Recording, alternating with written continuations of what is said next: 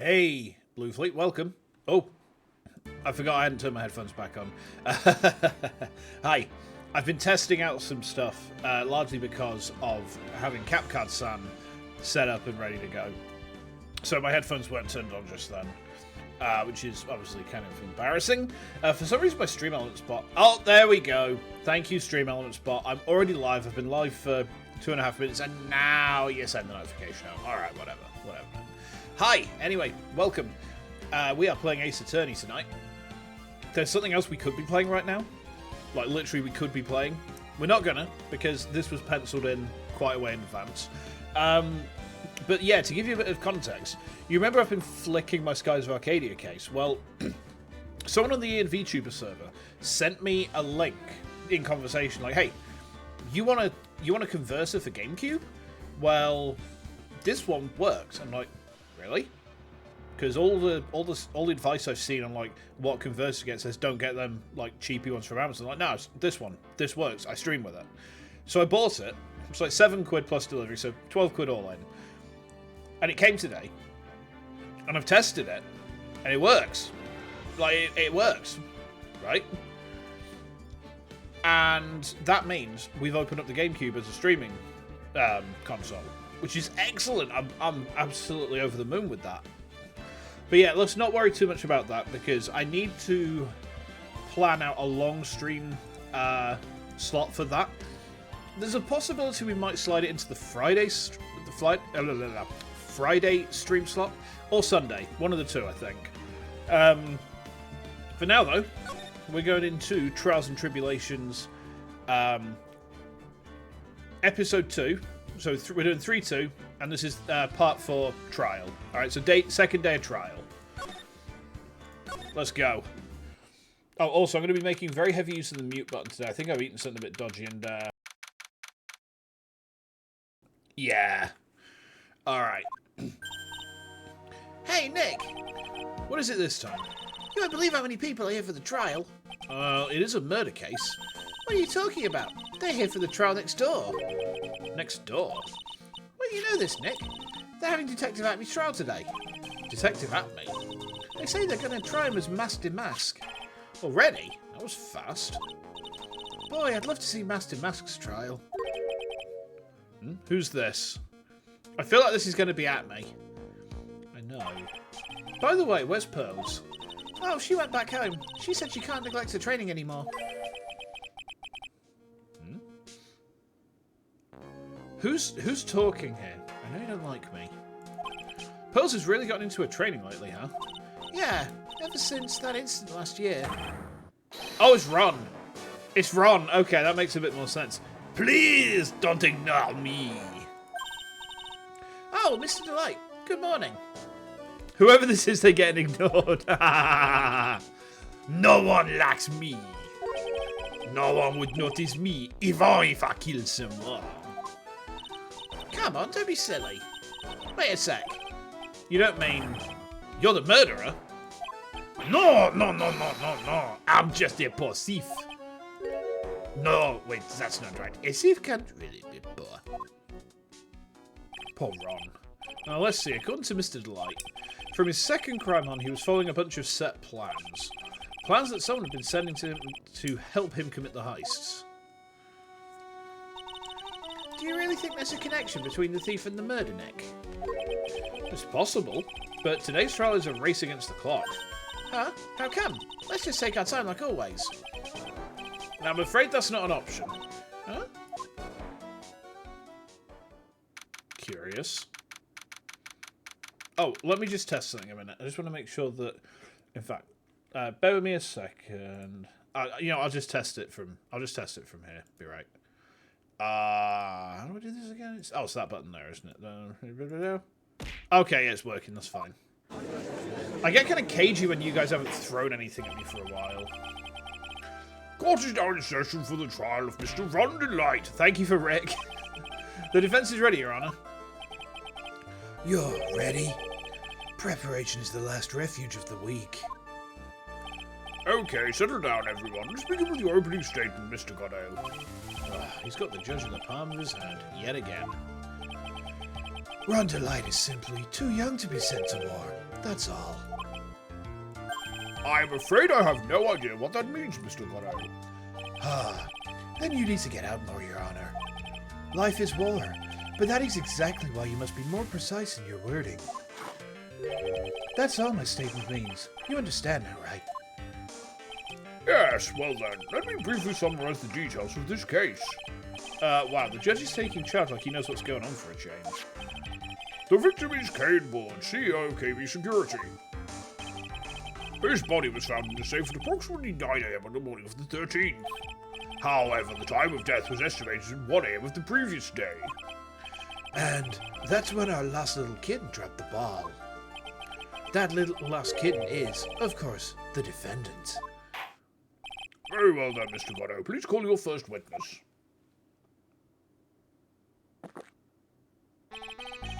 I never drink more than 17 cups of coffee during any given trial, but the first one is always the best. Mr. Goro, your witness. Okay then, let's hear what the defendant, Mr. Ron Delight, has to say for himself. The defendant? Well, Mr. Wright, does the defense have any objections? It may be to a disadvantage having the defendant testify, but, excuse me. I remember when Mia was defending me. She allowed me to testify so she could do the cross-examination. She put a lot of trust in me back then. We have no objections, Your Honour.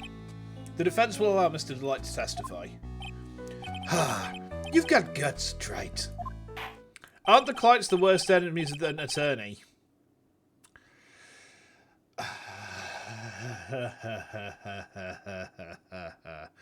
Oh boy, what a question. What a question.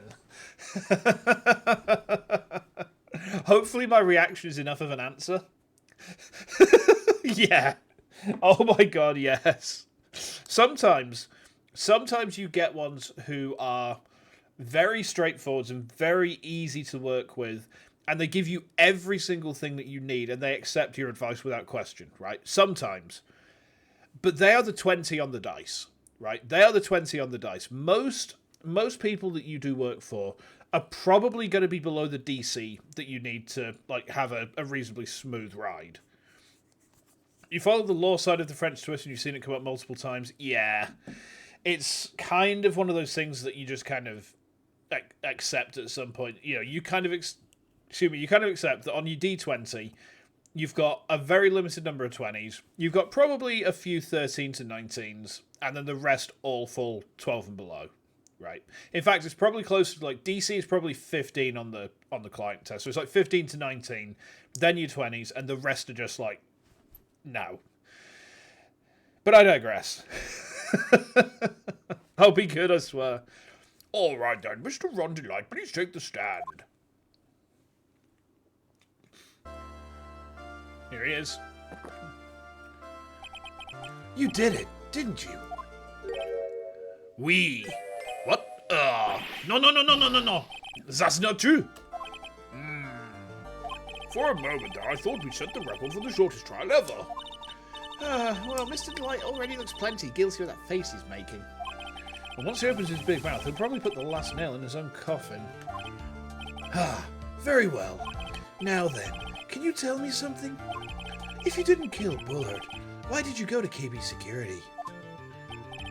Well, that's kind of hard to say, boy, I wish I could go. Now then, let's hear some testimony about what happened. Okay? My visit to KB Security. That evening, around 1 AM, I went to see Mr. Bullard at the office at KB Security. The blackmail letter I got, it ordered me to go there. I'd been working for KB Security until a year ago, so I knew where his office was. That's it. 1 AM, the exact time the murder took place. The weak get washed away by the tides of fate. The strong drink it up. Ha! It's bitter today too, just like my destiny. Wow, he's so fucking edgy. You'd never know that from the way he's chugging it down. Mr. Wright, your cross-examination, if you please. Okay. Let's go.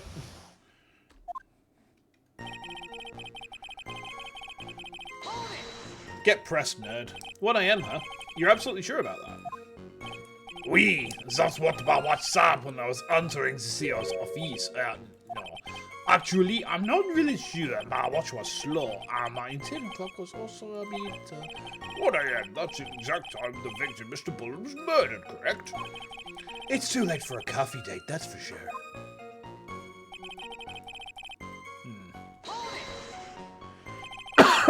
You have to excuse me, by the way, chat. I've got a bit of a sore throat today. So, yeah, we'll see how we go with this, It ordered you there. It was the first time I got any blackmail letters that ordered me to go somewhere. Does that mean you've gotten other blackmail letters then? Of course, that's this thing like star this or touch that.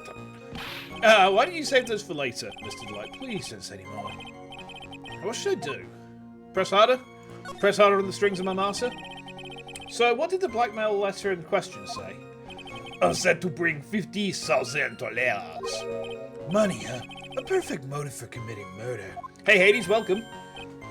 Oh, but what? I never intended to pay that money anyway. Oh, is that right?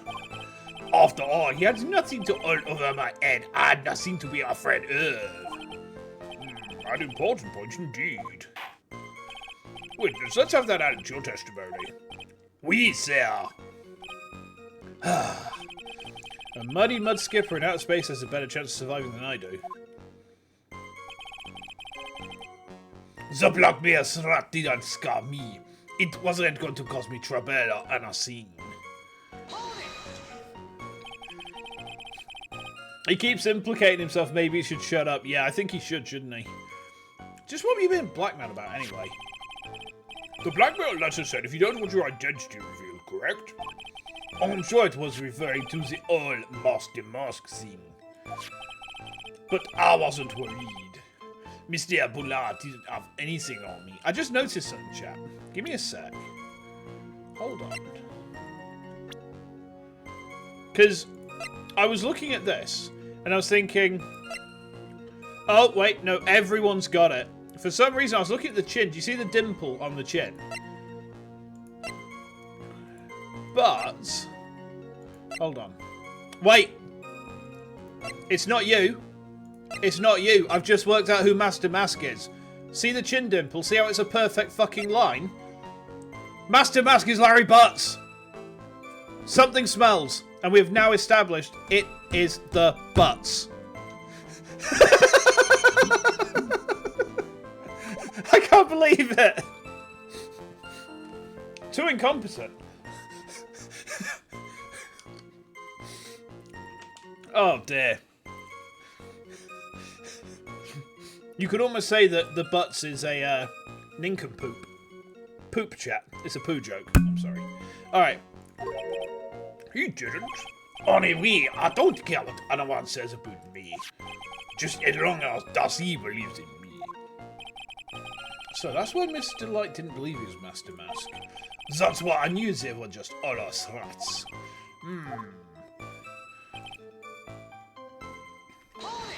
Get pressed again. Henry Stickmin is a better thief than him. I don't know Henry Stickmin, I'm afraid. I can't comment. You used to be a security chief for KB Security, right? Oui, that's right. A security chief?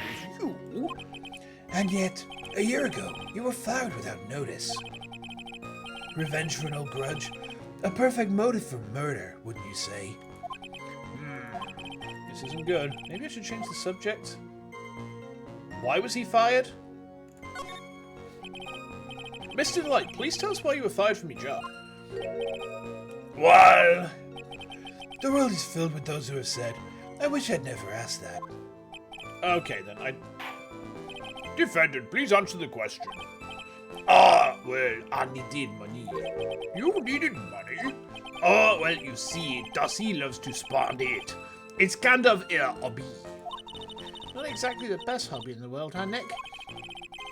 My salary wasn't nearly enough, so I stole data from the company. Come again? KB Security has a lot of security info on all sorts of companies. Oh, since I was a security team chief. You stole some data and sold it. Mr. Bullard found out. Oh, I was fired immediately. Now, I actually know... I'm aware of an instance of this happening. I can't talk about it. I actually cannot talk about it. Like, I know this sort of stuff does happen. And that's all I can say there. Oh boy. What? Oh, I wish I'd never asked that. Oh, and somehow I wanted to keep it secret. But it seemed like I quit on me. What is it, Nick? You don't look so good. Someone who brings harm to their company is fired as punishment. You do well to remember that. He sure told you. So you admit that you stole data from your company, is that correct? Oui, I'm sorry. This is a very important fact. Please add it to your testimony. Oh man, this whole thing just took a big turn for the worse, crashed and blew up. Excuse me. It's going to take the jaws of life to rip this case from the clutches of disaster. He fired me for selling company secrets, but he doesn't know about that. Man, I've got the French accent down to a fucking T. I am the best Frenchman that ever lived. Do you see how French I am? Okay. Is my eye tracking about right today? My French accent gets worse and worse. No, it gets more and more accurate. Ah! Hi, heart. Oh, God. Oh, God. Oh, God. Okay. Okay. Oh, yeah, I should upload that video of the GameCube footage that I took earlier. The audio sounds so good. Okay, okay. Back to this game though. I gotta focus. Gotta focus. Why would you do something like that? Well, for das is a bee. What else?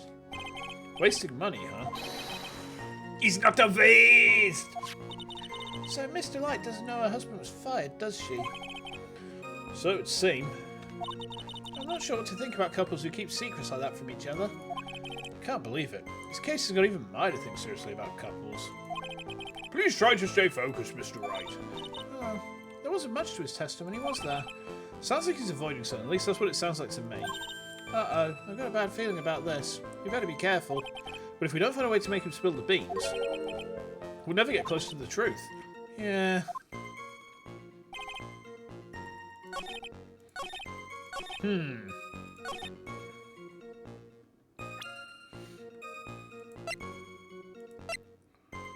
Kane's list. This was a list of the stuff that was stolen, wasn't it? Yes. Okay. I don't think these are going to be relevant right now. I don't think we can actually, like... Ron's testimony from Damask's second heist Tony was stealing as directed by blackmail letters.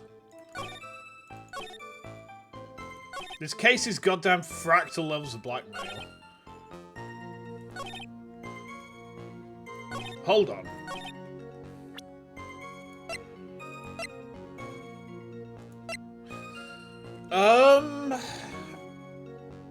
I don't know if I need to press on the other points to get the information out of them, but I'm kind of leaning towards these two pieces going together.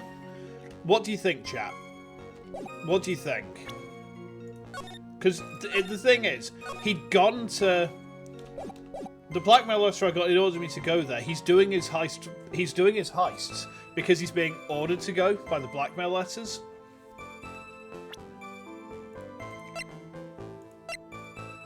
He was stealing as directed by blackmail letters. So if the blackmail letter ordered him to go there, whoever's been ordering to do the heists has been ordering him to do this, right? Should I try it? I mean, the worst that's going to happen is I've just overcooked this in my brain and it's wrong, right? You know, this is kind of a wild theory, I feel. I'm going to try it. Okay. Yeah, I cooked it I cooked it, like, for too long. The soup has burned. The soup has burned and the bottom of the pan is starting to crisp up and flake away, and there's now non-stick coating in my soup. Okay. So, in that case, let's see if we can get the rest of the data out of him, I guess.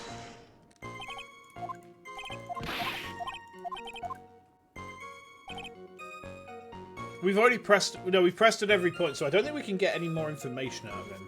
So we fired you for... Right, what... Let's have a look at our...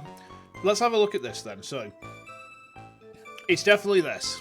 But, before we present this as the conclusive evidence that my client is a fucking weeb, we got the Magic Fuck Rock, the exhibit poster, the Tarantino statue, the calling card... Huh? Ah! No! Oh, god damn it. The camera data, the sword, the security camera photo, the blackmail letter?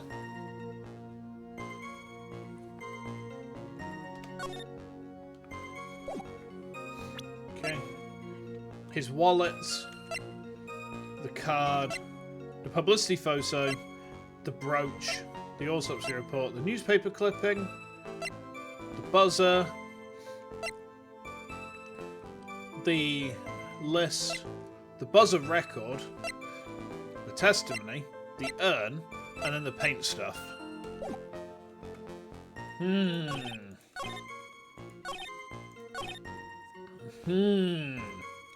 Okay.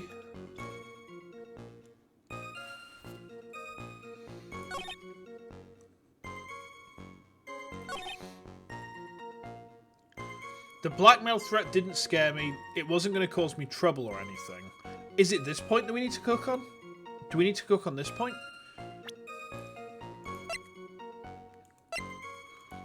Because the thing is, the blackmail letter itself, it's saying about a red ruby. He doesn't have a red ruby. He doesn't have one.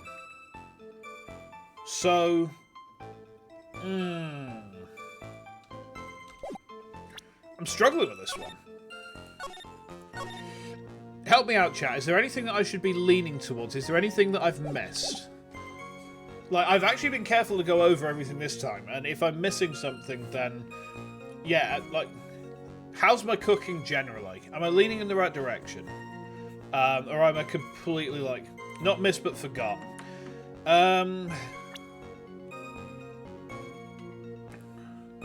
So in terms of, like... I'm just trying to think, so... He's stealing because blackmail letters are telling him to. The blackmail letter that he gets says go to KB Security, so whoever's directing Damask's heists are pushing him towards going to see the CEO.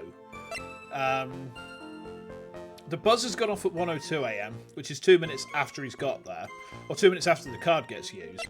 There's no fingerprints on the buzzers, though. There's no fingerprints on the buzzer, but I don't think we can do anything with that just yet.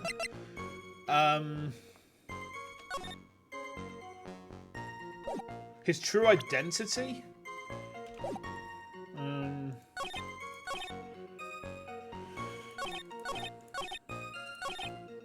I've been working for KB Security until a year ago. He fired me for selling company secrets.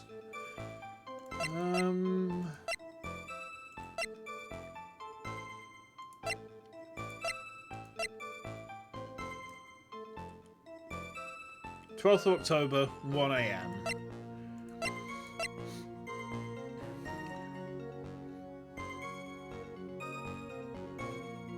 The buzzer went off once at 1:02 AM, but that's approximate. I don't think we can take that really, can we? Help me out. What have I forgotten? What have I forgotten?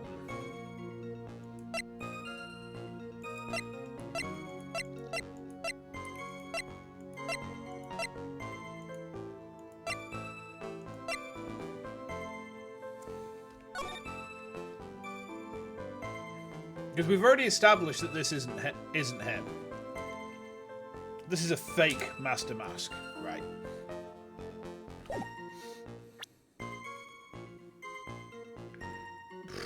I am struggling here, chat.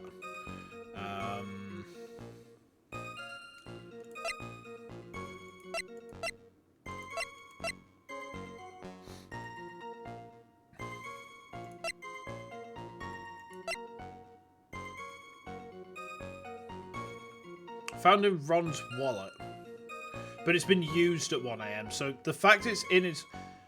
Oh, hang on.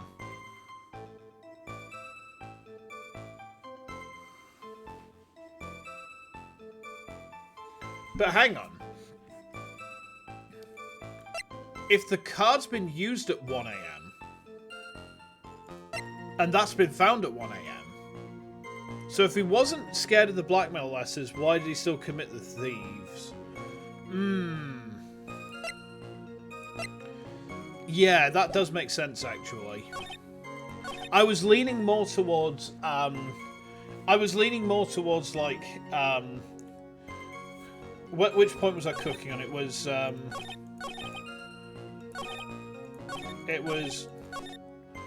yeah, I was leaning more towards he's being ordered to do it, so I guess I was on the right track. I wasn't cooking it quite right. Let's try it. The blackmail threat didn't scare me. It wasn't going to cause me trouble or anything. Oh, it's not that. Ha. Okay.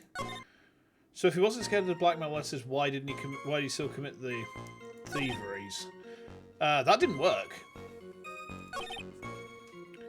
Ha. Okay. Was that the wrong bit of evidence? Was that the wrong bit of evidence? Wasn't going to cause me trouble or anything. Maybe the blackmail letter itself? No? Okay. I am ass out of ideas here, chat.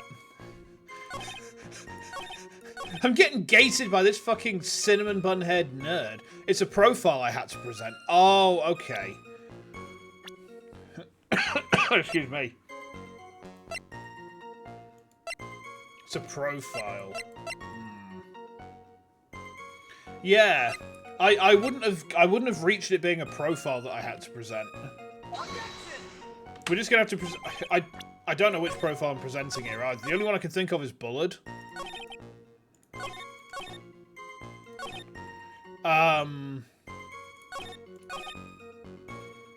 Rare to present a profile, yeah, but I also don't know his girlfriend. We'll try it. Oh, it is his girlfriend. All right. Okay. Fair enough. Mr. Delight, what you said just now doesn't match what you told me yesterday. Huh? What doesn't? Oh, I think you must have been scared. Very scared. Of having a certain person find out your secret. A certain person? Miss Desiree Delight, the defendant's wife. The logic is the blackmail letter didn't scare him, so why did he still commit the crimes? Because he's scared of Desi. Yeah. Yeah, that's a hell of a reach. Like, that is... Like, you say... I acknowledge that sometimes I get grouchy over things I should be remembering, but holy shit, I feel justified in being a bit cross about this one. Because the thing is, like, he's scared of her finding out and leaving him, but... What? That's not even far-fetched, that's straight up ridiculous.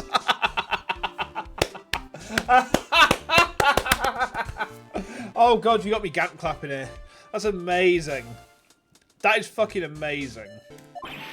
Oh, but listen to me, my sausages. Looks like if I just sit back and relax, the fun will end before it truly begins. Oh, God, oh. Yeah, we know. It was all your wife's fault. What do you mean? Mr. Delight stole company data to pay for his wife's spending habit for which she was fired. Unable to face his own wife, someone used his dirty little secret to blackmail him. And that is how this murder came about. Oh, Might have been easier if you pressed on his fourth statement. I pressed on every statement. I pressed on every single statement, and there was still nothing at all that led me towards the conclusion that we had to get to. Like, literally, I was leaning towards... Even the ones he added later, there was only one that we could press. I pressed on the one which was, why did you get fired? And it didn't let me go into the other ones at all. So maybe I pressed on the right one too early and missed out on some data. But I tried to go back and get the extra ones and it wouldn't let me. Excuse me. So yeah. He only added the one. It only allowed me to add the one. No, everything's falling into place for him. Don't talk about the sea like that, or you'll be sorry. Well, it seems that we've learned a great deal of things here so far. What do you think, Nick? I didn't think it was possible to get so thoroughly whipped in just 20 minutes. Clearly there was sufficient motive for murder. To be fair, reading the solution, you thought it was the blackmail letter on statement 3. Well, you know what? You know what? The blackmail letter on statement 3 actually makes sense. Like, actually, what your solution made sense. And I thought initially it was the blackmail letter or the testimony on 4. Or maybe on 2 or 3, one of those. So the blackmail letter on 3 actually made so much sense. I was just like, yeah, this has got to be it. And then it wasn't. I was kind of taken aback by the fact it wasn't because, yeah. The letter was open at the apartment, so she did know. Oh, okay. He stole data for his wife and he killed to protect his secret. A family man who cared just a little too much. Uh-oh. Gulp. The motive is clear. Let's move on. Oh. What happened at the crime scene at 1 in the morning, Mr. Delight? Come now, tell us. We're all ears. At the CEO's office. Ooh, crunch go the knuckles. Well, you know what? You know what? Hello there. Welcome. I'm afraid, newcomer, you're about to hear a really bad French accent, so please, please don't judge me too harshly. When I entered the office, there was a suspicious shadow there. Suddenly, I was it on the veranda. After that, I remember being a bit dazed. If I hadn't been wearing that, I would have been killed. When I came to, Mr. Bullard was lying there, dead. One day you'll join me in vocal and I'll hear a real French accent. It's literally just going to be the letters H-O-N on repeat, isn't it? Just like... Just like that. Just like that. I'm going to get stuff thrown at me, aren't I? I see. Suddenly hit on the forehead, huh? I believe the detective from yesterday provided similar testimony. He said that Master struck him on the head from behind. You have a demonic laugh. No, just a French one. Wait, they're the same. Yeah, they're the same. Of course, since Atmey turned out to be the culprit himself, that was all a lie. No one's going to believe a pathetic lie like that. You don't know why you named yourself that. You never used Twitter. Ah, touché. Oh, excuse me. What are you saying? I really was attacked. We'll find out if what you say is true or not during the cross-examination. Got that, Mr. Trite. Don't go easy just because he's your client. If I see any sign that you are, I'll treat you to another cup of my special blend. You don't need to worry about that, Mr. Goddo. I have faith in Ron. I know he didn't do it. Okay.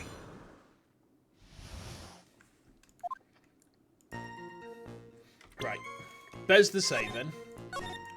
Save Scum City Dio. We're in full swing. Also, I think I need to upgrade my webcam because my eye tracking is still kind of bad. I think this camera is just like not as good as I want it to be. Or maybe I just need to play my VTube Studio parameters. Maybe I just need to set my eyes so that they're less sensitive to closing. Or just like keep them permanently open as auto blank. I don't know. I'll work it out. So there's a suspicious shadow there. Who was this suspicious shadow? If there were 1,000 of me, and even if one knew, I'd tell you, trust me. Yes, dodging all of our questions is not helping us with his case.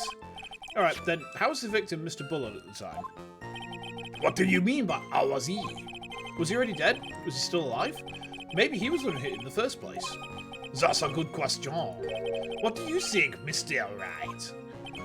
Forget it.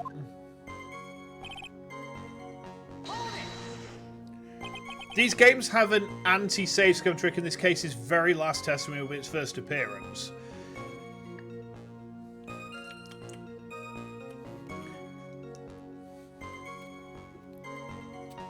Alright. They can try and beat the save scum. They can try and beat the save scum, But I will beat the game. I will beat it. I'll beat it with safes coming. Just you watch, chap. Just you watch. Your forehead? We, I was hit on the forehead as soon as I entered the room. It was an amazingly fast and powerful attack. Do you remember anything about who hit you? War like a sword. It was a fast and powerful hit. The very last 13 or something state...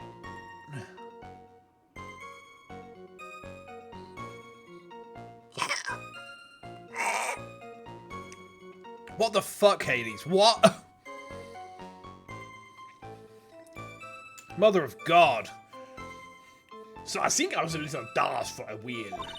I don't think Mr. Delight even grasped what you were asking. Yeah, I'd like to show him a fast and powerful attack myself. Maybe that'd knock some sense back into him. If you hadn't been wearing that, you'd have been killed. What were you wearing? That. Could you please clarify what you're referring to? Why, my Master Mask costume, of course. Wait just a moment. Master Mask? Oh, did I forget to mention it before? Just to be on the safe side, I dressed as Master Mask. And then I descended upon the office of the CEO of Cabin Security. What? Nick, did you know about this? You never told me this. I don't recall him ever mentioning it to me either. Even I didn't know that. It seems our little friend really loves to keep secrets. I'm sorry, I just never had a chance to mention it about it. No, wait. That's not right. You know, sometimes things just slip your mind. Ha! My 6th cup of coffee is staring up at me coldly. I can still save scum it. Yes, I'm the save scum king. At any rate, we can't ignore this new piece of information. Witness, please correct your testimony. I'd have been killed if I wasn't wearing my Master Mask costume. Get pressed, nerd. Why are you dressed up as Master Mask? Why, because I'm Master Mask, of course. What are you talking about? Master Mask trial is being held next door. Oh, yes, I guess so. Anyway, at that time. I thought I was being blackmailed over the Master Mask issue. So I thought I should go as him just to be safe. Oh boy. Let me tell you, it's a real pain to move around with that game. That's why it took a lot longer than I expected. Took a lot longer? What's he talking about? What do you mean by took a lot longer? Oh, opening the safe, of course. My card got caught on the safe door, you see. Oops. This all happened when I was adding Mr. Bullard's body around, you fucking idiot. What was that? Back up a second. Move in and move out. Hands up or hands down. Back up, back up. And what are you going to do now? Keep rolling, rolling, rolling, rolling. We... You were the one that hit the body in the safe? Yeah. Inconceivable! Why? Just why? What reason could you have? What were you thinking? Question. When does someone toss their dirty shirts in the washing machine? I can answer that question, chap. I can answer that question at the luau. But they're not my dirty shorts, they're Mayor Lewis's.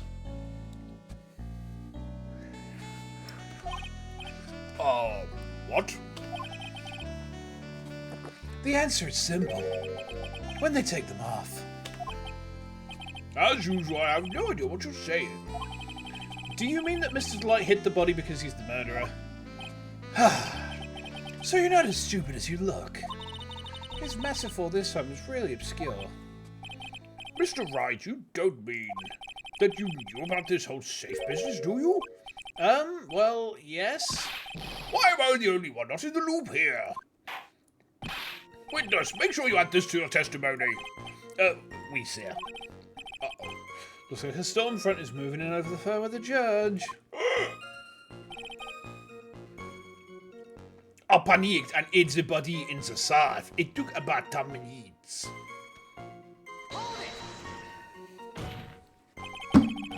Why did you hide the body in the safe anyway? Well, because it wouldn't fit in a drawer.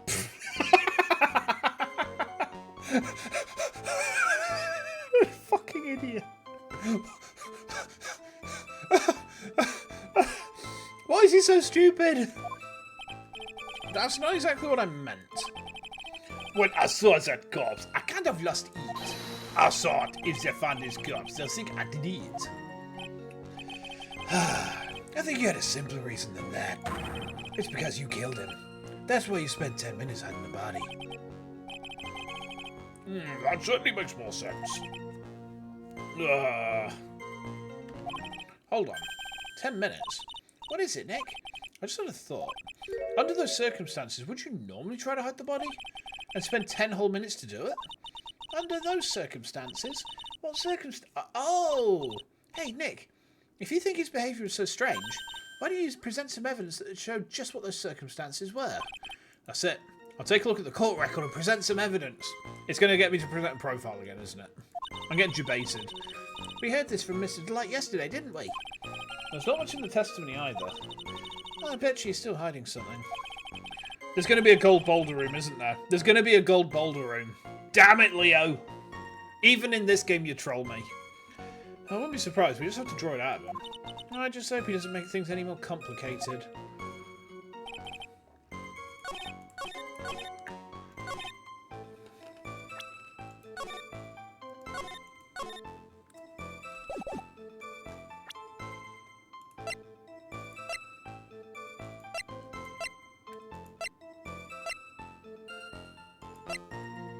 Gonno's going to update the autopsy record.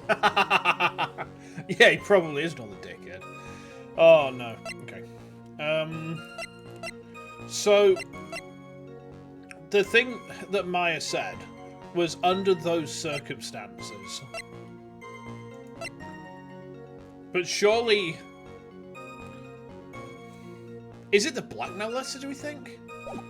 Because the blackmail letter, you know, he's gone to the CEO's office because he's being blackmailed. He's found the CEO dead, and he's like, oh, alright, bye. You know, he could have been just like, oh, saves me a job, bye. And he's not. So, you know, something weird going on in that chat.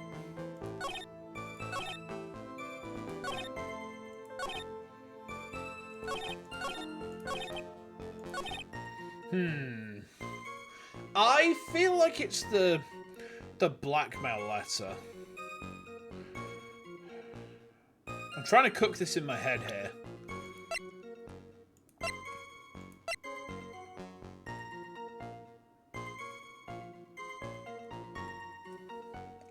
Or maybe this?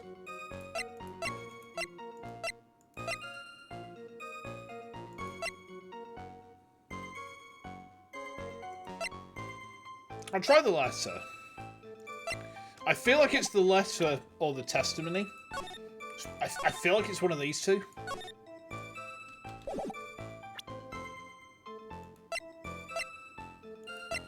Let's try the letter first. It's not the letter. Okay. Try the testimony then? No! It's neither of those. Okay. I'm cooking this wrong. I'm cooking this wrong. Where am I going wrong? Let's just see what Maya says again.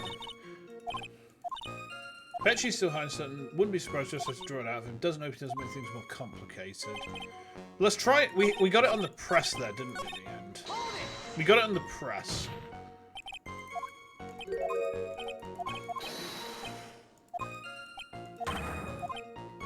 You spent 10 minutes hiding the body.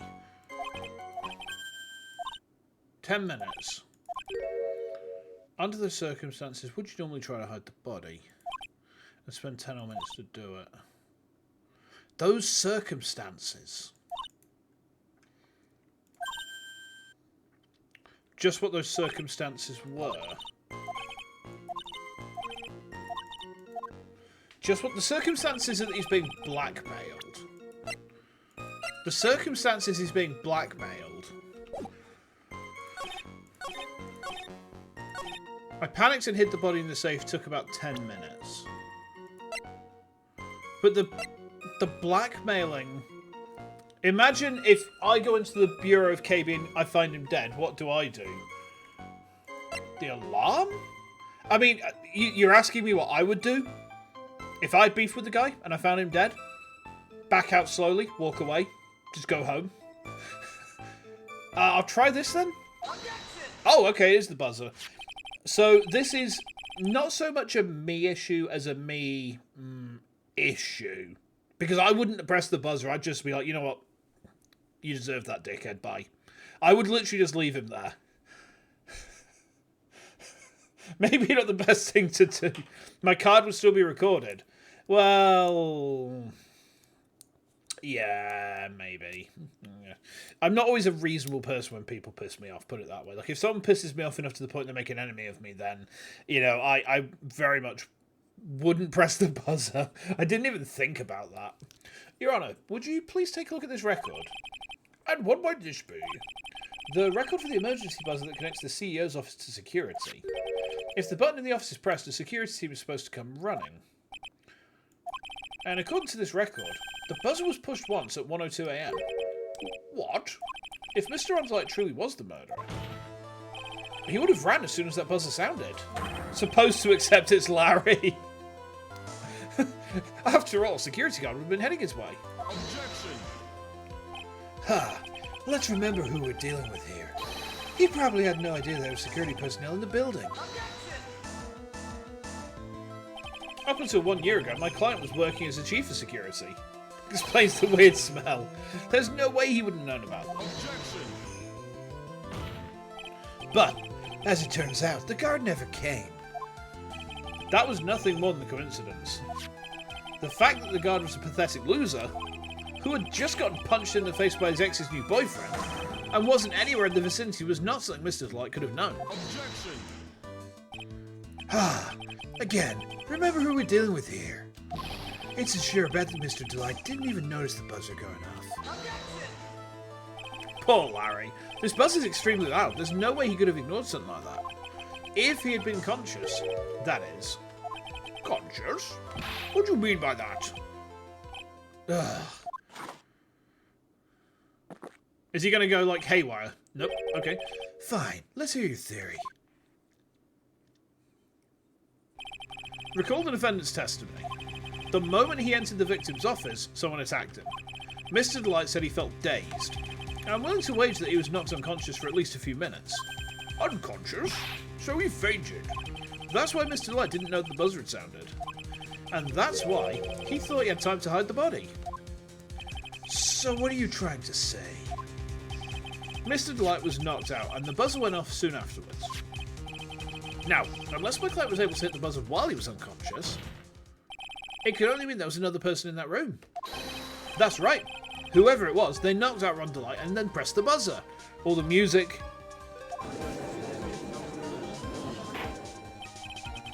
Order in the court, Mr. Wright. This is... Objection! This is preposterous. It was this kid. Ron Delight is the one who killed Kane Buller. Then who pressed the buzzer? It was the victim, of course. He pressed the buzzer when the defendant attacked him. He didn't die right away. He must have held on long enough to push that button. Is he really going to try and say he lived for a few more minutes, pushed the button, and then died?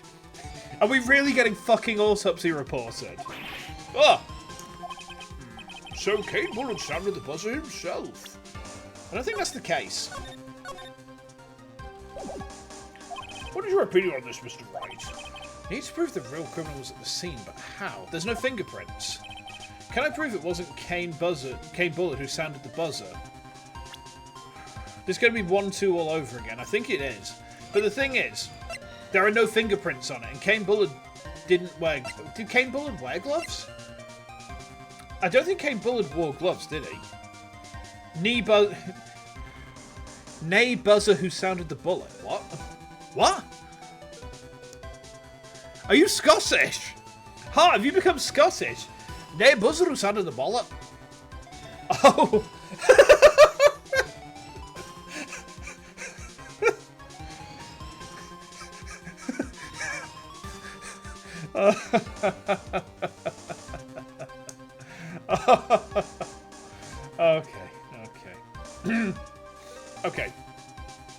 prove it wasn't...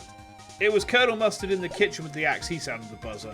I'm going to try and play the buzzer again because it's got no fingerprints on it. And Cane Bullard, as far as I remember, had no gloves, right? The defence's opinion is this, Your Honour. This piece of evidence proves that it wasn't the victim who sounded the buzzer. Why the heck is it pronounced Colonel? And he still has his fingerprints. Yeah.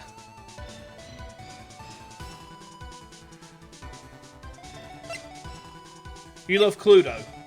I've never played Cluedo. Also, I don't call it Clue, it's Cluedo. Much like Where's Wally is Where's Wally, not Where's Waldo.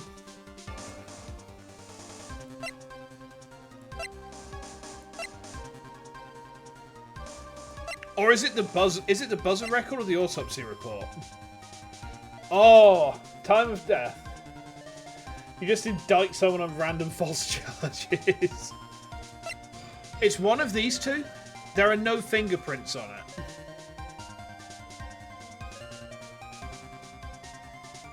I'll try it. I believe this is the piece of incontrovertible evidence you were looking for. The emergency buzzer? Is there some kind of clue on it? Absolutely not. Hey, come on now. At least give some thought to what you say before opening your mouth. The fact that there are absolutely no clues is itself, ow, the clue. Hi, Andy. Now I'm the one who's clueless. This button has no fingerprints on it. If Mr. Bullard had really pressed it himself, naturally, he'd have left his fingerprints behind.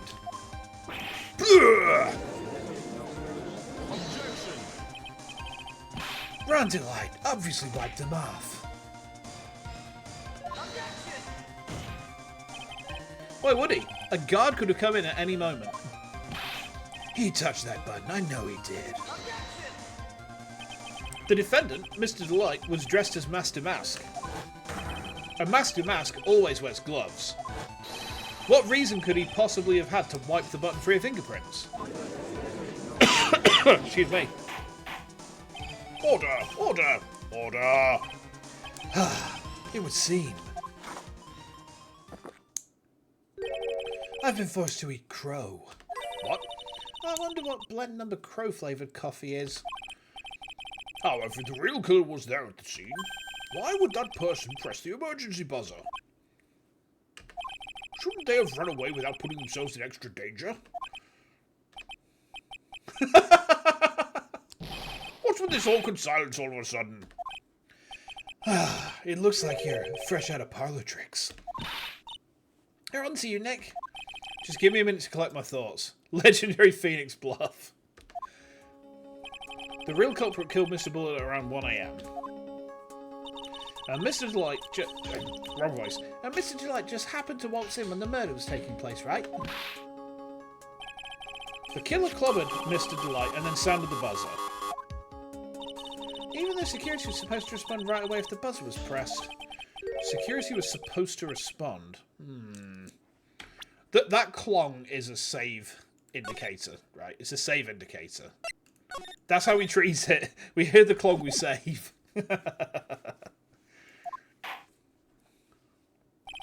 Time's up, Mr. Wright. Let's hear what you have to say. Very well then. Oh ho, you've got some guts. I like that in an opponent.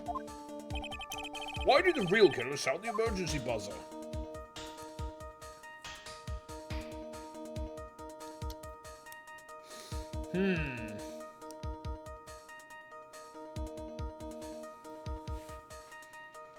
To go to the other side. To find out what it did? No. To kill the security guard? No. Because the thing is, if Larry was competent and the security guard had come up right away, they'd have been caught, right? They'd have been caught. So let's say they didn't mean to. In all probability, the killer didn't mean to press it.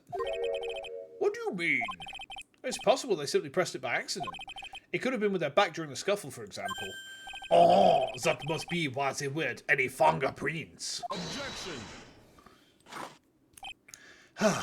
Is there a functioning brain underneath all that ridiculous hair, Mr. Trite? The accused testified he was hit as soon as he entered the room.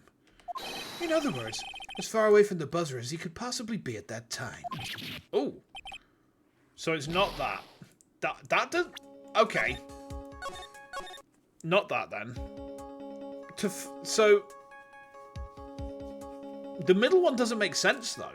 Like, even if you're trying to frame someone, you press that buzzer, if someone competent runs straight up, they're going to catch you running out. They're going to catch you running out of the office. Right? They're going to catch you running out. So that doesn't make sense. I'll try it, but so far, you know, there's a lot of stuff I can't reconcile in my brain with this case. There's a lot that's just, to my mind, just doesn't make sense. Like, if I was trying to frame someone, I wouldn't press the emergency buzzer. I'd just leave them there together. You know, the evidence was already incriminating enough. Except if there's two people and you go, yeah, I incapacitated the killer just as I press the button while waiting for you. What?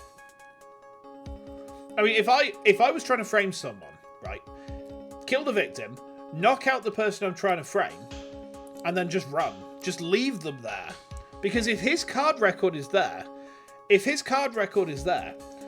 and he's found, you know, there's a body that's there, and we work out, actually, this guy has basically gone in here and done that. If there's no trace of me, if there's no trace whatsoever of me, and I've not alerted anyone, mission complete. Beautiful. We'll try to call security guard then. The killer knew that if they pressed that button, the guard would come running. And that is exactly what they wanted. This is right? What? I can't make head nor tails of this. Do you mean to say the killer called the guard on purpose? Yeah, although, as it turned out, he never showed up. Because he was getting his clock cleaned at the time. What a touching story. You're saying the killer had a change of heart and called the guard to turn himself in? No, I'm not. When that buzzer was sounded, there were 3 people in that office. The victim, Kane Bullard, who was already dead. The defendant, Ron DeLight, who was out cold. And the third person, the real killer. Hypothetically, yes. Well, now then. In this situation, if the real killer made an escape, what would happen? The only ones left in the room would be the victim and Ron DeLight. Odd, and if any security guards came running at that time, they would think I was in midair. Yeah, that's precisely the real killer's objective. To frame Ron DeLight for the murder. Okay. I still don't see why the buzzer is necessary to do that.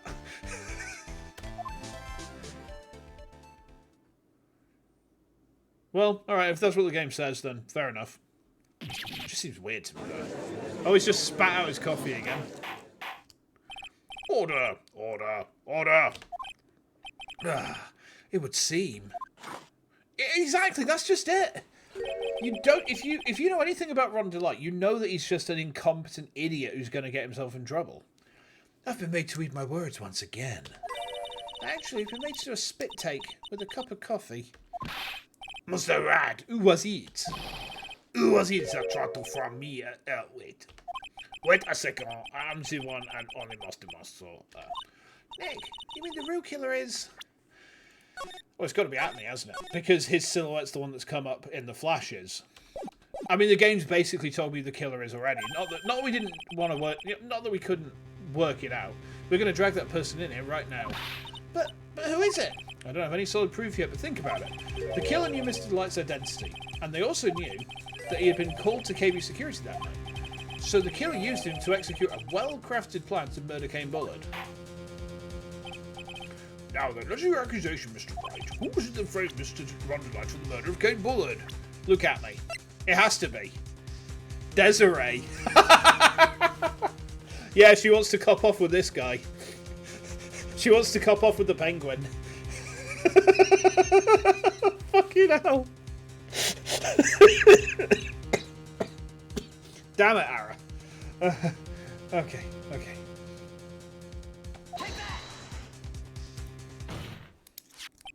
Detective Luke Atmey. He's the only one who could have done it. Ace Detective. Look at me. You mean Master did it? Your Honour, the person being tried in the court next door to us is not Master Mask at all. He is, in actuality, the true murderer of Cain Bullard. I did it, poop toot. Order, order, Mr. Wright, explain yourself. Theft and murder. Which is the more serious crime? They're not even close. Murder is the more serious crime, of course. It's a capital crime subject to a capital punishment. Please remember the trial from yesterday, if you would.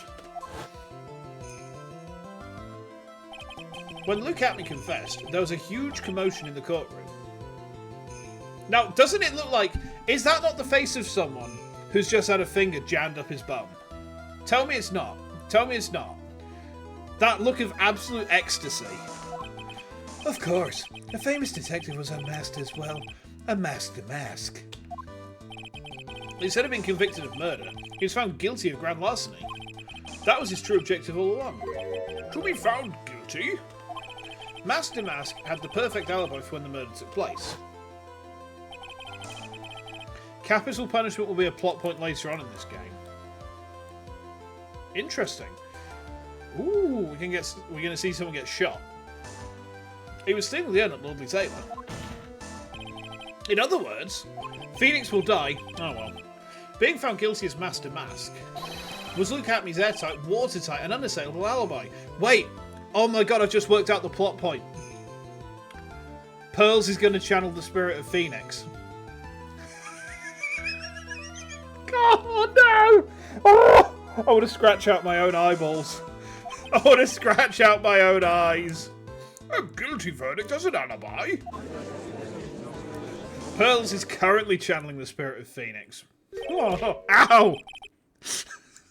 That was a flagship. You know, it's almost time. What have you missed today? We are in the last day of trial on 3-2 Cyber. So yeah, we're currently trying to prove that Ron Delight is actually Master Mask, and that Luke Atmey done it. For what? For Luke Atmey's verdict. It was a pretty simple trial after all. If we're going to stop this trial and stall that one, we need to do it now. Of course. That's assuming you have proof that the detective was the one who committed the murder.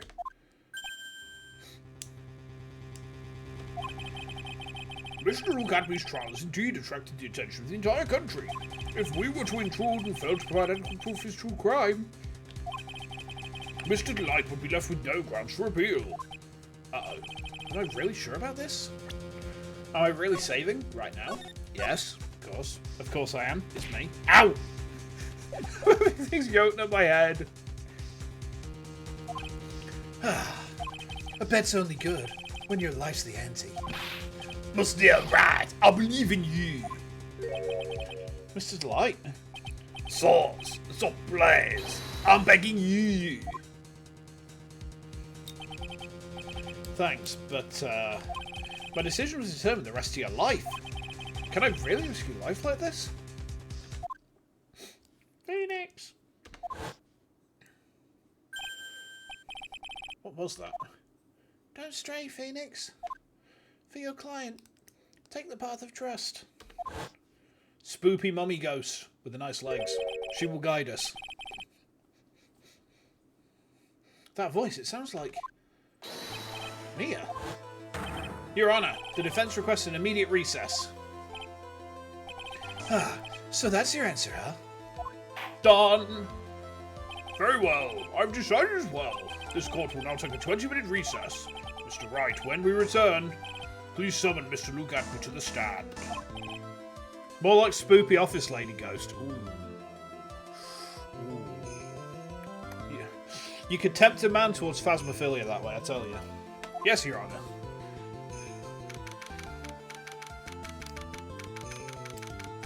Courtroom number 5. Ow! Well, Sir Detective Atmey. They've both got a very similar voice, haven't they? I have to say, Mr. Payne, you performed splendidly. Oh no, Sir Detective Atmey. You were the one who... What the fuck? Oh! Who the fuck is this? Played a game with an evil office lady executive villainous once. Was it Helltaker? That's enough. This court sees no reason to further prolong this trial. Canadian accent. I don't know what Canadians sound like. Oh, alright, hang on, let's try something. This court finds the defendant, Luke Atmey, canonically Canadian. Oh boy. A boot. If you guys tell Acheronta about this, then I will piss and shid. Wait. Don't hand down your verdict yet, please. Well, well, Sir Lawyer. Welcome to my courtroom. Who's this hosiery? Hold on, give me a second, chat. I gotta do something.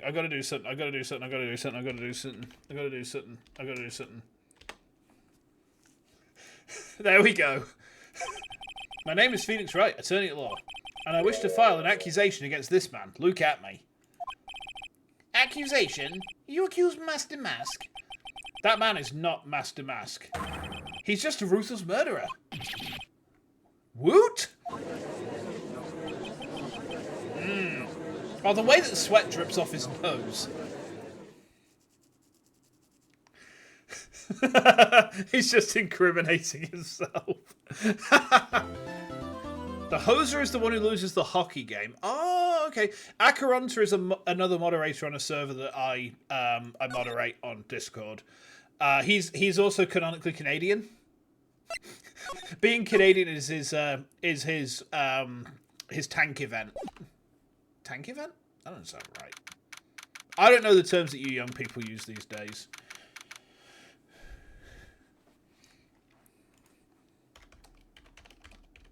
Sorry, I'm just passing my thanks on to the nice man. Okay, Harry Gatto. My sis. I could have sworn I heard Mia's voice. So then she's still alive inside your heart. Nicky boy. Canonically Canadian rolls off the tongue far better than it has any right to. You know what else rolls really nicely off the tongue far better than it has any right to? Maple sauce. Or maple syrup, I should say. Because when you think about it, it's tree blood. Maple syrup is the blood of a tree, right? Maple syrup is tree blood. You put it in your fucking pancakes. You put it in your pancakes, it's tree blood. What are you doing?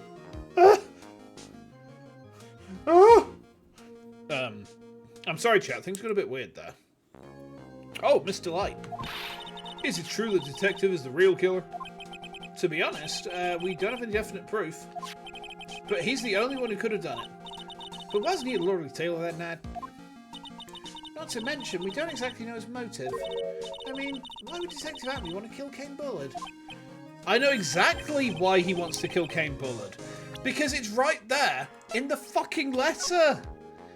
Red diamond, red diamond, red diamond.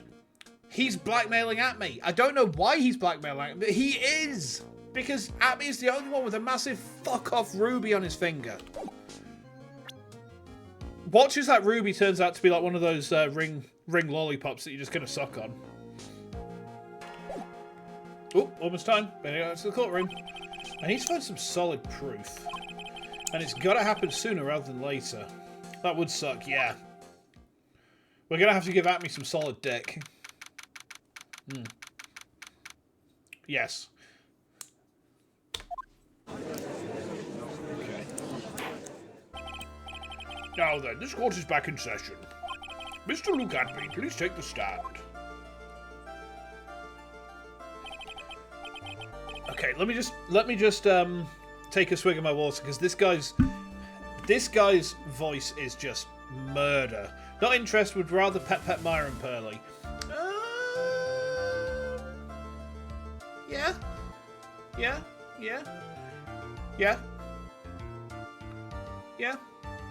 I don't have any objection to raise there. No. Both very head passable.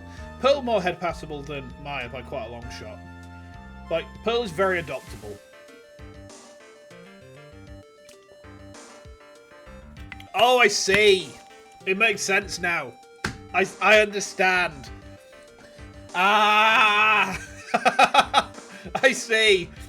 Naruhodo ne. Naruhodo ne. Alright. It makes sense now. There's a good chunk of the Ace Attorney fan that viscerally hate pearls.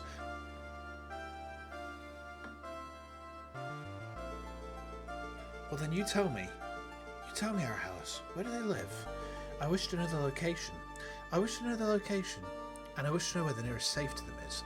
And then what I want to do is hit them at 1 in the morning and then pop them into the safe. People hate being happy.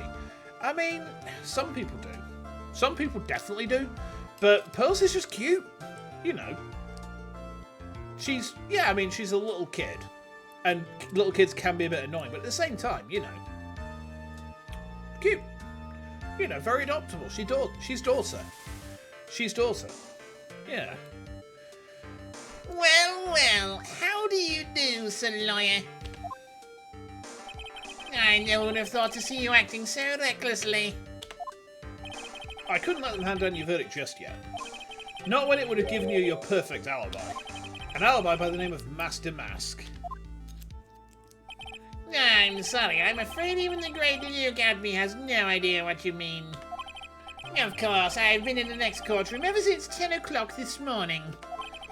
I'm afraid there's no way I could know what's been going on in here. You've been in the defense seat all day long, correct? Being tried as Master Mask. We've already established that Master Mask is Larry because of the fold on the chin. Indeed.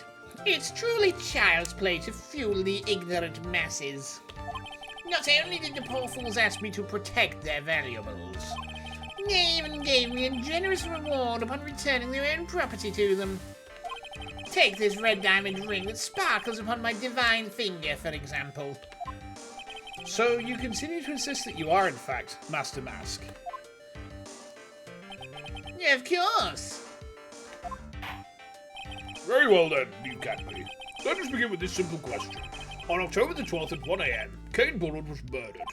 Where were you at that time? One without knowledge lacks even the knowledge that he should be ashamed of himself. But don't worry, I will not hold it against you, Sir Judge. Ah, thanks. All right, Mr. Atmey. The night of the murder. Speak. This better not be the 13-pointer. We're all ears. As you wish, Sir Prosecutor. Don't be a dick to the judge, Atmey. It won't end well for you. No.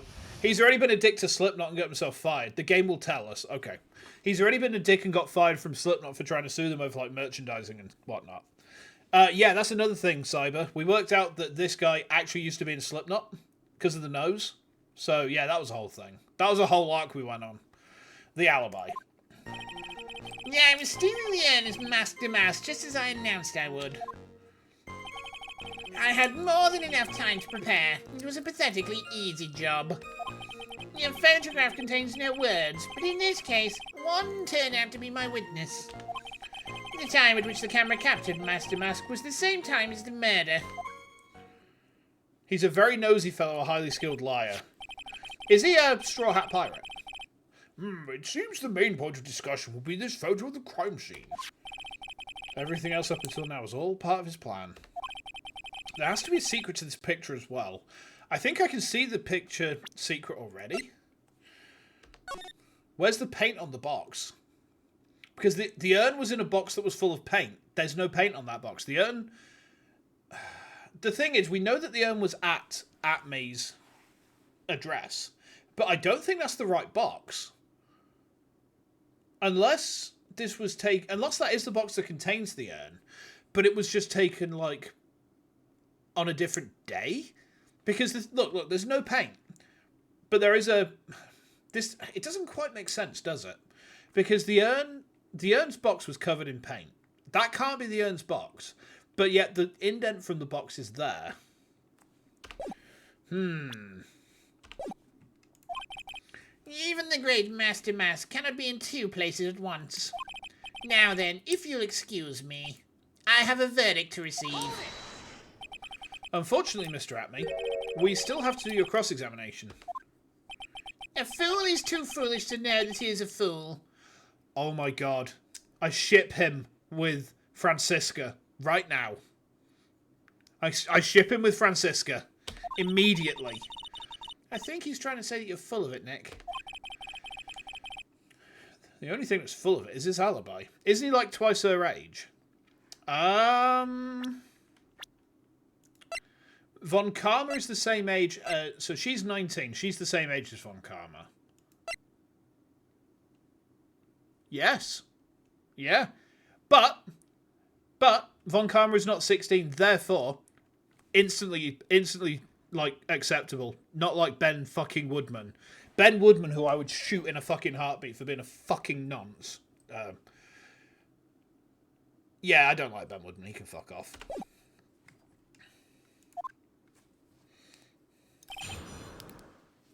Alright, here we go, chat.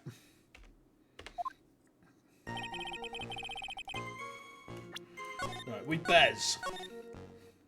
Hope Ben gets fucked by his own damn puppet. Oh god, the mental image of Ben just getting railed by that fucking puppet. The puppet's just got... You know that puppet had that DreamWorks expression where the one eyebrow is kind of arching upwards and the other is arching downwards. He's got that expression whilst he rails Ben from behind. Ow! Why? What did I say? Okay. So this photograph is the proof, correct? Indeed it is. And the man in the photo is certainly wearing a mask. That is why I am called Master Mask. But conveniently, that also means that there's no way to tell who this really is. What do you mean?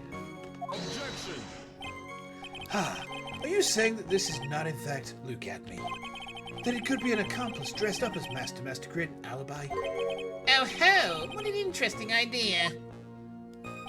Are you saying that I, Lone Wolf Luke, had an accomplice? Could he have had an accomplice? The thing is, everything we've been told about him so far is he works alone, and he works alone for a good reason. Unless...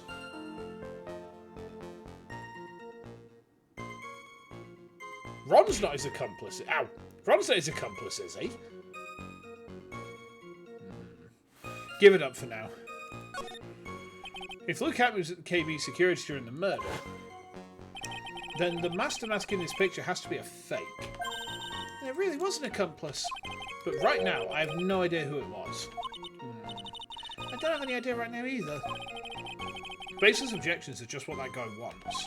There's got to be another way, and I'm going to find it.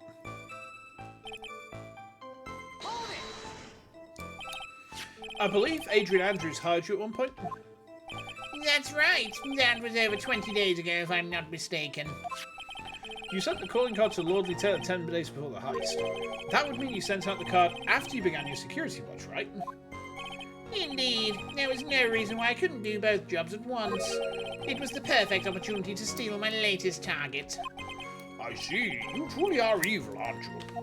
Yes, evil is what I am. Hey, Nick, isn't there something odd about this?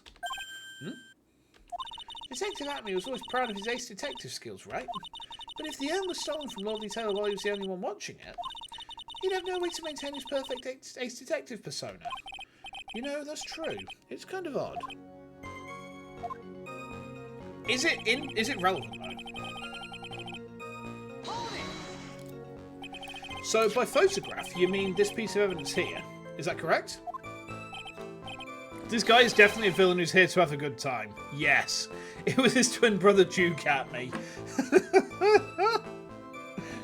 What about their sister Puke Atmey? Indeed it is. That is it. The very thing that proves I committed the crime. The very thing that proves you committed the crime. When you think about it, it's really odd. You say that almost as if you had this picture taken on purpose. Objection! He was simply caught by the very camera that he had set up. We all have days like that. Indeed, it turned out there was no such thing as the perfect crime after all. Life is truly an ironic thing, a sad blue melody. It looks like I better gather more information for now. Could something like that happen in a real case, someone using a lesser crime as an alibi? Yes. Absolutely yes. So bear with me just a second, chat. I'm just going to have a quick look at something. Hold on. Bear with me.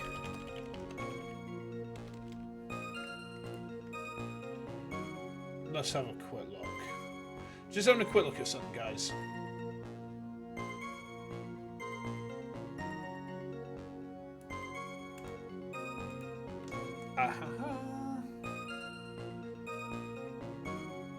Just having a quick look at something. Bear with me.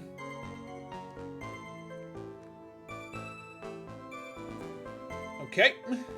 Right, yeah. The wait is unbearable. So I was actually looking at the double jeopardy rule because someone meant... I think it was maybe you, Hades, mentioned it was going to be relevant in this.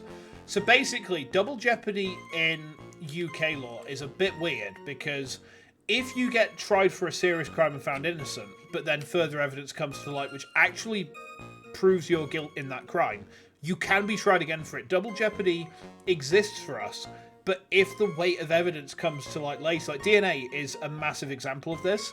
When the Criminal Justice Act of 2003 came in, there were a lot of people who had historically committed murder and gotten away with it on a lack of evidence. And then the evidence, they were found innocent because the evidence, you know, kind of proved that they were innocent at the time.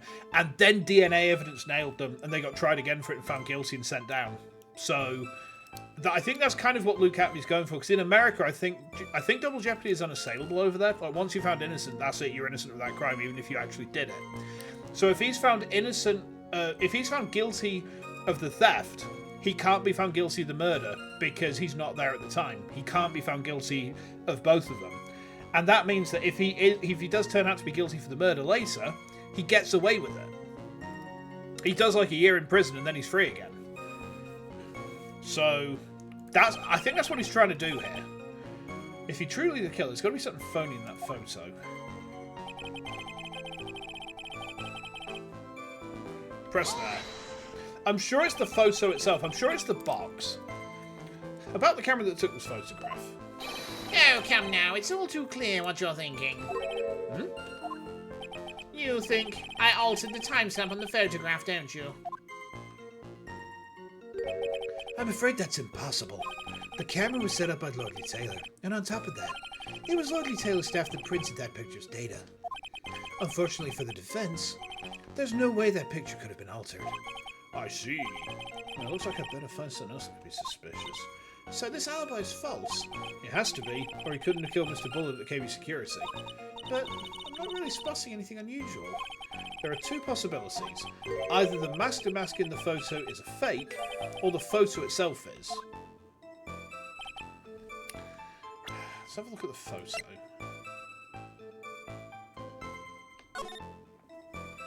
AM 0058, so a minute and a quarter to 1 in the morning.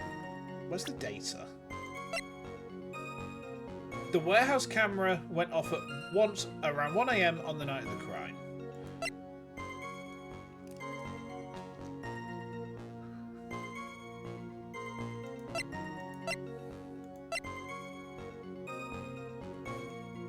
It has to be some... The court's just fucked if you're already found innocent regardless of new evidence. Yeah, that's just it. Like, I had a quick look at Wikipedia just now. That's what I was looking at because double jeopardy doesn't come up in civil at all. Like, it's criminal law only. I don't deal with criminal. But I do know that I do remember that there were a lot of historic cases that came back to the court because DNA evidence basically... I think the Criminal Justice Act 2003... I think it was brought in because DNA evidence was basically showing that so many people were guilty of these horrible crimes and they were getting away with it. And it's just like, that's not just. There's no justice in that. You know, there's no justice in these people getting away with it. So, the only exception is if the crime you commit can be tried in multiple states, all of which file their own suits. Ah, okay. So kind of like the Sideshow Bob ploy. The 5 states ploy. Do you remember that episode of The Simpsons where Bob does face-off with that one guy? And he basically says, I'll take Bart to 5 corners. I'll stand in one state. He's in the third one. The bullet passes through state 2. Bart gets hit, knocked through state 4 and falls down to state 5. So the crime happens in 5 different states and can't be one crime. The US is fucking weird, man. The US is really strange. Like, people say Japan be really strange, but no, America be strange. They be putting their custard creams on top of Bisto. Fucking weirdos. Alright.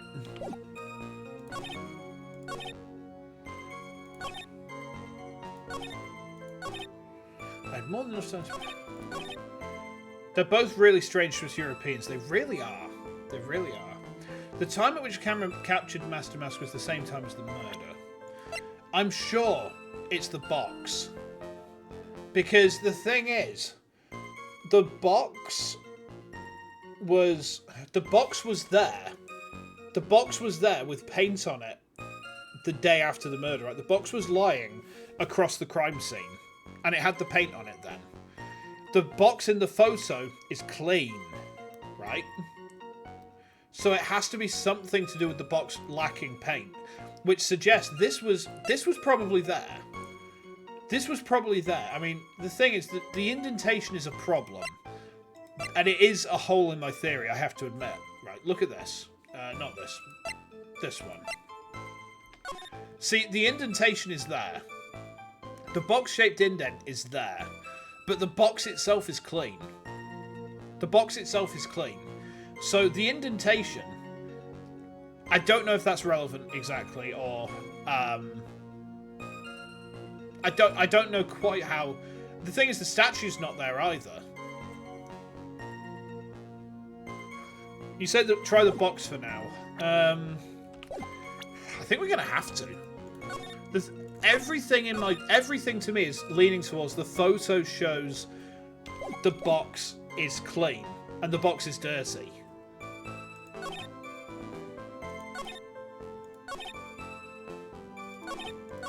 Let's try the box. It's not the box, not there anyway.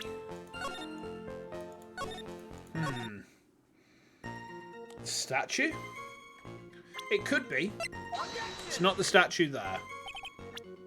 But the thing is, the statue does kind of contradict a little bit. But hang on, when was the statue moved?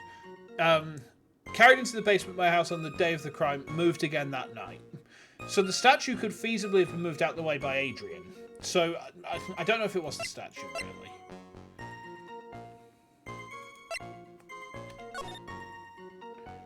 Is it the photo itself? Is it the photo itself? Have I missed something again, chat? Have I missed something again?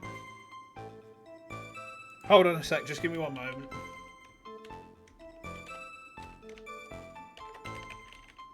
Okay.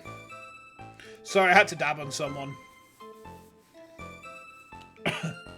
Play the photo? Not the photo.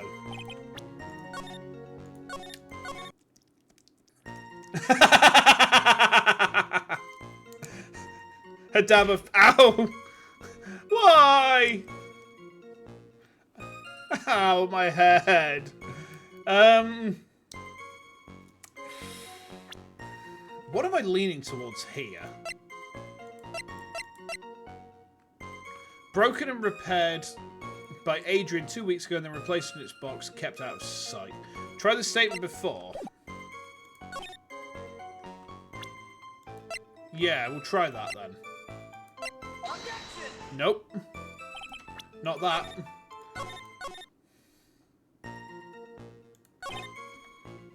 Try maybe the statue? No. I've pressed every single statement. I've pressed everything. There's no presses. He's not added anything to his testimony, so I don't think he's going to on this round. There's no extra. He's not given us. We've pressed everything. He's not given anything extra, unless this is one of those weird things from like the last game where you have to go back and press things you've already pressed again. What did he say when I pressed the third? Let's see. He basically just laughed at us and said, "Yeah, the photograph kind of proves that I did the theft but not the murder," or something like that. I don't remember exactly what he said, but he basically just like mugged us off. You know, he didn't give us anything useful. Put it that way. I'll press it again. You can have a quick look. Yeah, the very thing that proves I committed the crime. Lordly Taylor provided the camera. He couldn't have tampered with it. He couldn't have killed unless he had an accomplice. But the thing is, the basement warehouse and the picture that supposedly captures it. Is there something... Oh, so why did we not get this before? I don't understand this. We pressed every statement in order, and now we go back to this one and we get new dialogue. What? Why does he do this? Something in the other presses should have unlocked it. So are we going to have to press every single statement like 3 times just to be certain we've unlocked everything? That's fucked. I wish that they'd give us some sort of indication. Like, I know that I bitch a lot about the Psyche Lock mechanic, but if they gave us some sort of indication that there's something behind a statement we've already pressed, then at least I'd know, well, actually, we can go back to that one. But there's nothing. There's nothing that says, go back to one of your other statements and kind of press on it. It's just, you press through everything, and you think, well, you know, we've pressed everything. Right, well, there is something funny about this picture, and it's Luke Atmey's nose. I'm going to punch him in it. You were away when I pressed everything. Basically, I pressed everything in order, so I pressed statement 1, 2, 3, 4 in that order, and we didn't get anything extra. You were learning you'd eat very late. Objection. How did you know you were eating very late? Oh, probably because your parents told you. Objection. How do you have parents? Evidence this. Because your dad's stuck at work. Oh, fair enough. You bet there is. Now you're implying that this picture is a fake? You bet I am. There's definitely something strange about this picture. We took a look around the basement warehouse that night before the theft took place. And there's something in this photo that doesn't match my memory of that night. That's the statue. The statue is moved. Ow! Very well, let's hear what you have to say. What about this photograph do you find funny? I think it's either the box or... Die? What? Don't kill me. Don't kill me. I'm just a little guy. So it's either the box or the statue or the lack of the statue. Let's try the lack of the statue first. Take that! The funny part is right here. Why, this is a blood stain. Ah, blood. Now this case is getting interesting. Not exactly. The stain is actually pink paint. Oh, just paint. And peach coloured at that. From blood to peaches, the judge sure has gone on his wild tangents. The problem with this photograph is not the paint. The problem is, when you consider the layout of the basement warehouse, it turns out that something that should be there is nowhere to be seen. That's the statue. Uh-oh. Well, Mr. Wright, what is supposed to be in this picture instead of the paint stains? It's the Quentin Tarantino statue. Take that! The supervisor of the treasure exhibit stated the following. Well, there's a good reason for that. On the day of the crime around noon, that golden statue just happened to arrive from the mountain training hall. I realised that the statue would be the perfect size for covering up the paint stains. That's why I put it where you first saw it. I myself was there the night the theft took place, and saw the statue in that spot. If this picture was truly taken on that night, that statue should have been there. Objection! But when I went there the day after the theft, that statue of the old bag was sitting in the corner.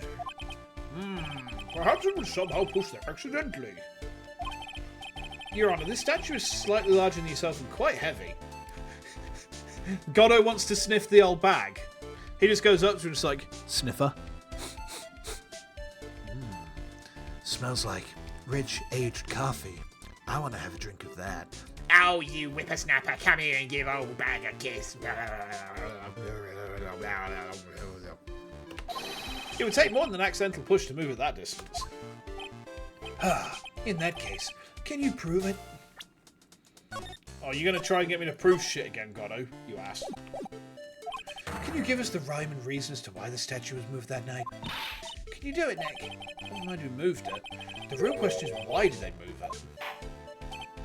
Well, Mr. Wright, I hope you're prepared with your answer. Now then, who's the one that moved the golden statue on the night of the crime? I'm pretty sure it was Atmey. We ain't got a bar up here, so Atmey's moved it. And I think he's moved it because... Let me just cook here a second.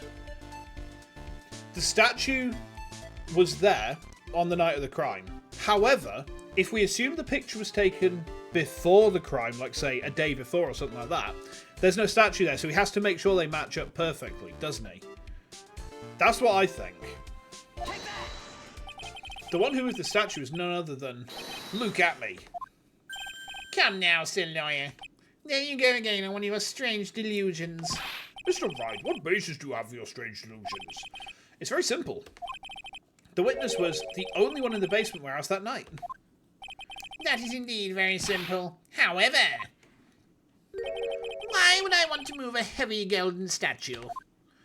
The reason for moving the golden statue, here's where our battle really begins. Done. Well, Mr. Wright, what reason did the witness have to move that statue? The reason can be found here in the photograph. To dress up as Mask. Not quite. Luke Atmey, you pretended to be Master Mask. To create an alibi by showing you were at Lordly Taylor that night.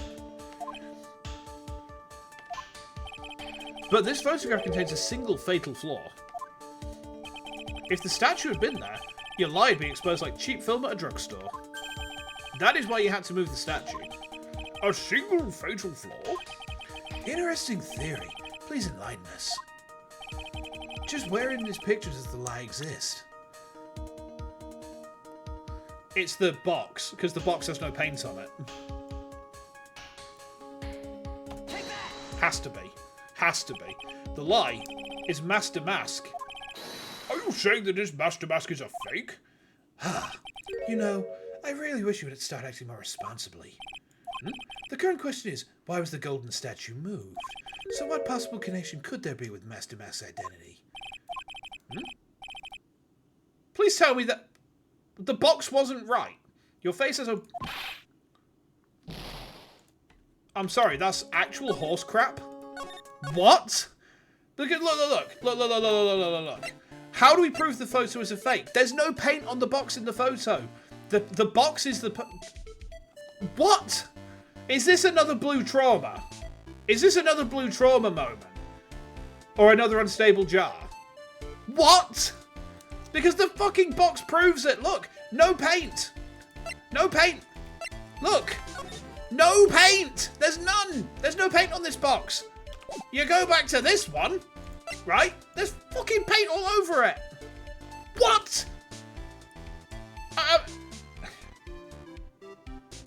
I don't understand, chat. The box literally proves it. It's an oversight because the box ought to work here, but it's something else.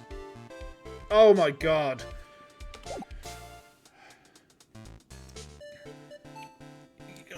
I don't... There's no logic to this game sometimes. The box literally proves it. The box literally proves it. The box may have been sullied later on.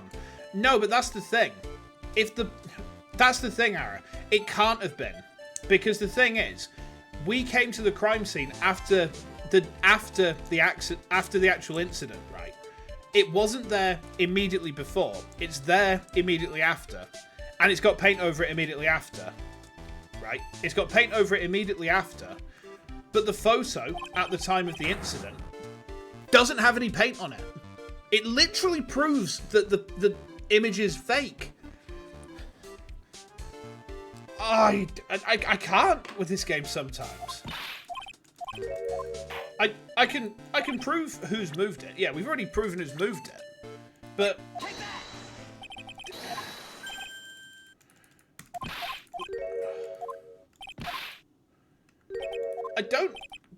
I genuinely don't get where this game wants me to draw my conclusions from sometimes, because we've literally proven it. And it's like, no, that's wrong.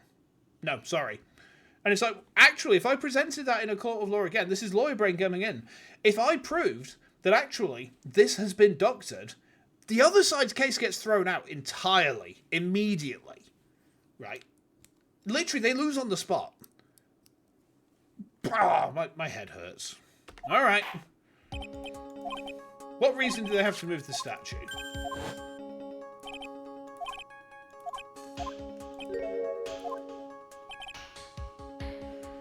Okay. So what's it expecting me to look at here? Is it the gap in the paint? I guess it must be, right?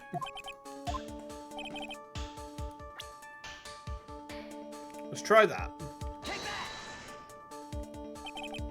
The light in this photo is somewhere around here.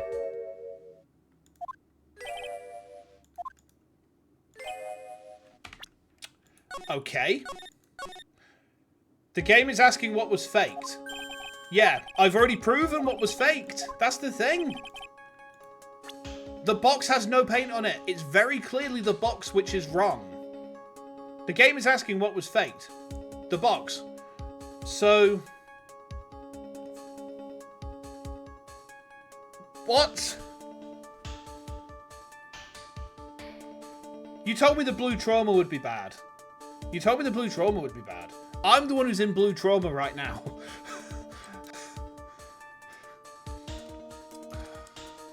Is it the time? I mean, it could be, but the time is not like... Is it the real box, or does the box not have paint because something else was faked?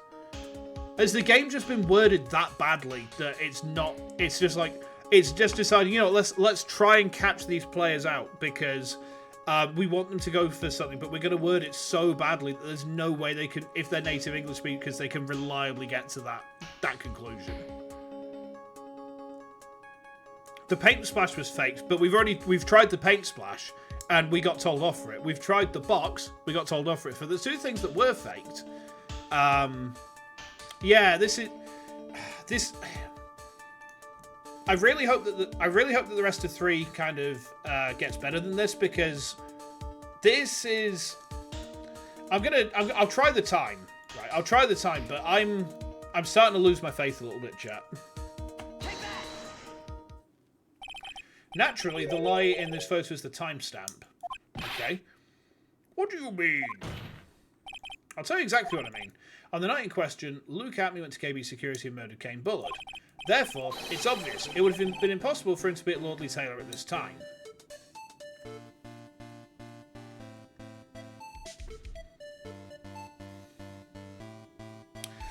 So, 2-3 is looking mighty sexy right about now, chat.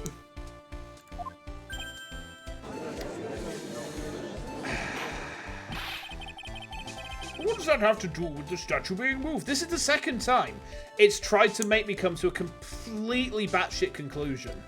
This is the second time in one case, right, that I've had to come to a conclusion that's so batshit that I could never have reached it without some help. Madness. Madness. Imagine playing this on a GBA where you don't have save states. That must be like fucking masochism to the max. Remember, if you will, Your Honor, when was this statue placed at the warehouse door? The only 3 things in the pic, yeah, and the answer was the only one that didn't make, like, sense. Oh my god. Oh, let me have a swig of my water. Hold on.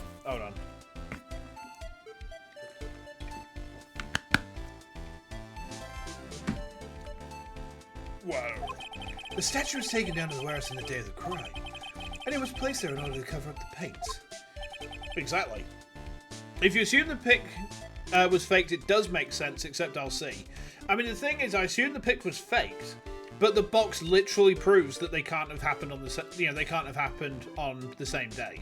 The box literally categorically proves it. Like, it is such decisive evidence that, like I say, you present that to an actual judge to say, this bit here is false. This is fraudulent. This is actual fundamentally dishonest. The judge would throw the entire other side's case out instantly. Just gone. Bang. Gavel, gavel, gavel. Gone. So for that not to be the solution, my brain actually hurts. Like, my brain is trembling so much that I think I'm about to become Betelgeuse Romani Conti. Yes! Yeah. Okay. Luke Atmey had already decided on the time when he was going to kill the victim. And so in order to create an alibi for that time, he took this picture days before the murder took place. Well, I've already said that! What the? Of course, the statue hadn't been brought down to the basement warehouse yet. Ah! So on the day of the crime, Mr. Atmey must have been quite nervous. As nervous as a long-tailed cat in a rocking chair factory, so to speak. Why? Because suddenly it wasn't supposed to be there, had been brought down in a place where it wasn't supposed to be. And that is why Luke Atmey had to move the statue on the night of the murder. He did it to make the room match with the way it had been in his photo. Ah! Order! Order! Mr. Atmey, is this true? One moment, Your Honor. Have you forgotten this? What's that? The data for the basement warehouse computer. According to this, the camera did indeed go off on the night of the crime. It's true that the camera had been set up by the Lordly Taylor staff. However, the program used to manage that data was yours. That alone would have allowed you to sample the data.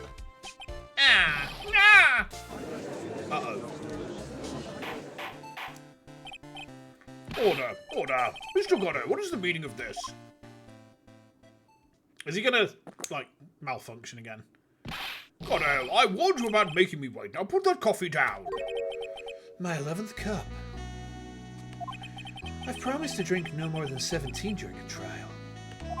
Which means I'm still good till the last drop. However, the defense has a very good point. A good point. So what? We are all but travelers on a road of infinite points. I think he's got his points mixed up with his other points. So you say this photograph was taken ahead of time? How is his bladder holding out that long? Human willpower is a very strong thing. Let me tell you a story, chat. So, do you remember when we go back to the early thousands, like probably about 2002, I want to say? He's pissing behind the prosecution's desk.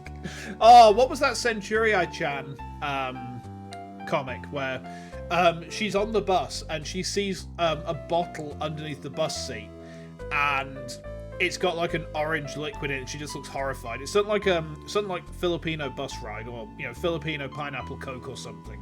I'm pretty sure it's a metaphor for piss. Anyway, think back to about 2002. Lord of the Rings The Two Towers just came out, right? And basically, I went, you know, my mum took me and a couple of my mates to go see it. She likes Lord of the Rings, and so, yeah, I'll take you. Why not? I had a large cola and a plate of nachos. I ate the nachos. I had the cola within about half an hour and instantly regretted it because I had to spend the next 2.5 hours holding my piss in.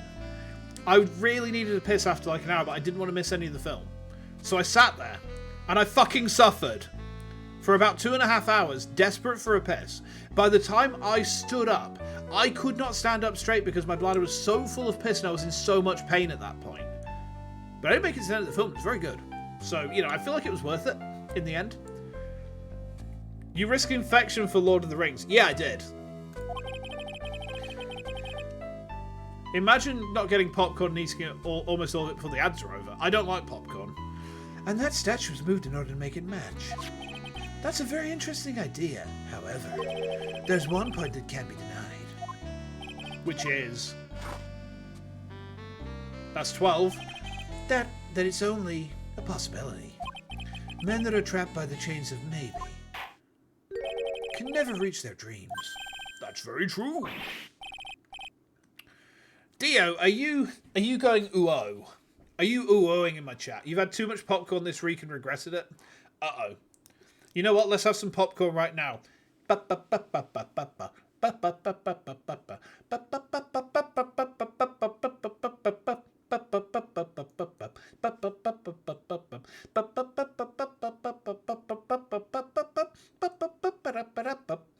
You know, that's not... I'm probably going to get copyright strike for that, but, you know. No, don't fall for that, Your Honor. Hey, Mr. Damask. Yes? If there's no funny business in your actions as Master Mask, there should be no problem with you telling us your strategy. So let's hear... Excuse me, a hiccup then. So let's hear it. Yes, please provide this court with your testimony about your plan to steal the sacred urn. Okay. I first received a request from Lordly Taylor about 20 days ago. The urn was placed in a box and it was sent to the warehouse. Hence, I was actually unable to see the urn for myself until the day of the crime. I knew it was an extremely valuable treasure, so I sent my card 10 days beforehand. I then handled security by myself to ensure that my crime would go smoothly. At last, I held the urn in my hands for the first time at 1 AM on October the 12th. That's pretty much all stuff we've heard before, isn't it? Yeah, but we'll find the truth in the nuggets of new information he gave. Witness, you're sure that there are no mistakes this time? Zvari! What is Zvari? Very well then, Mr. Wright, you may begin your cross-examination. Nuggets. Oh, I could go for some nuggets right now. You know what I could really go for? I think it's still on YouTube, but Randon had a stream where I didn't realise how long it took him to do this, but he ate over... I'm sure that Ribians in the Discord said it was a 4-hour stream. He ate 100 McNuggets in one stream. 100 nuggets. 5 boxes. Man's a fucking madman.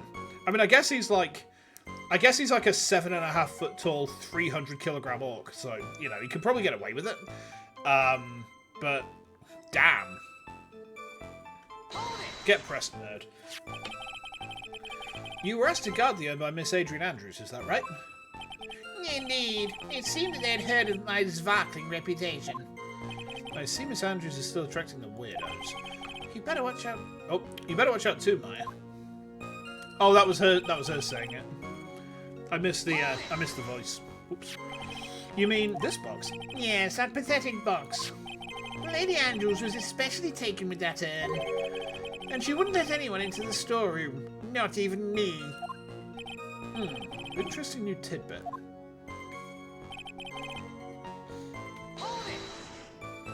So, you're sure that you've never seen the urn before?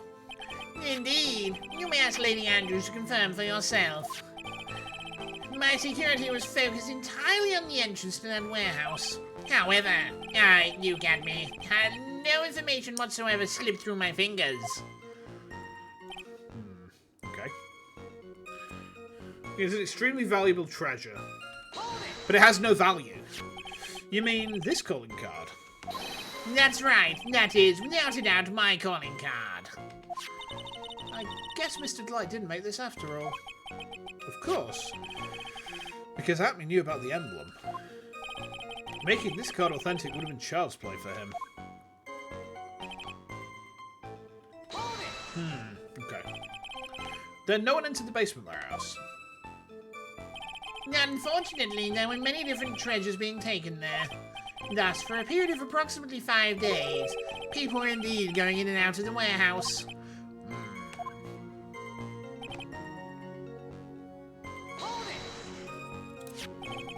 And this is the photo that proves that, huh?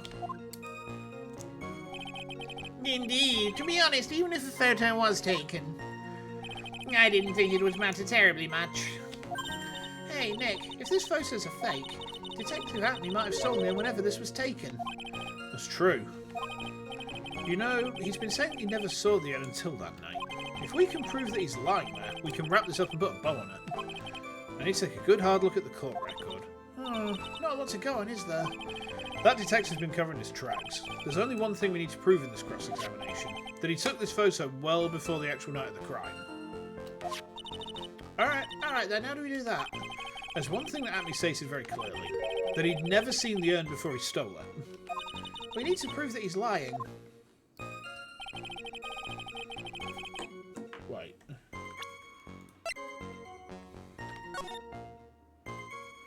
Surely not. Surely not.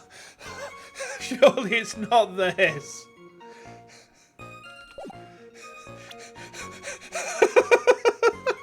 Look at this, look at this. The smug Maya just like, go on, Phoenix. Go on, Nick. Play this as evidence. I dare you.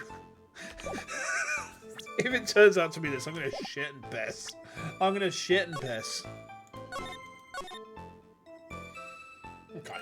Hold on. Did someone ping me? Nande. Uh-oh. Ara, they're talking about Batman.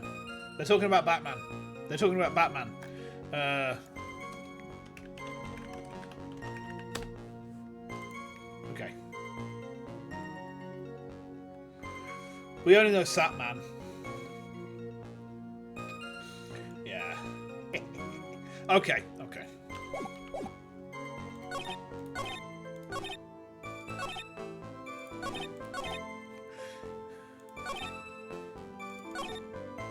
I was unable to see the urn for myself until the day of the crime. I'm gonna try and play the treasures poster here. If it's that, I'm gonna fucking shit and piss. It's actually not that. Okay. Oh, I just hit an option there, didn't I? Okay, it's fine, it's fine. So it's actually not that. You knew it was an extremely valuable treasure.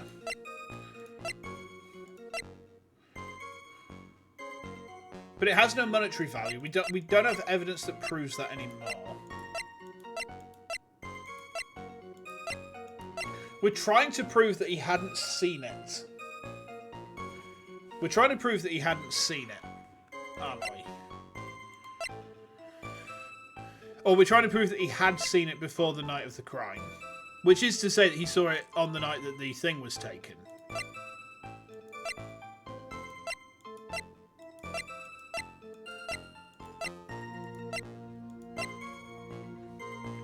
The box, maybe? The box? Do we need to press on... have I missed a... I've pressed on everything. Do I need to press on another statement again? I'll try and play the box. I don't think it's right, but we'll try it. No, it's not the box. Okay. Not the box.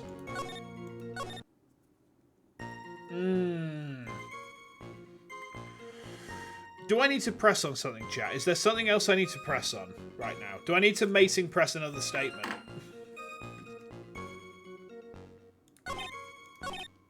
Because we've pressed everything. You know what? Let's press everything again.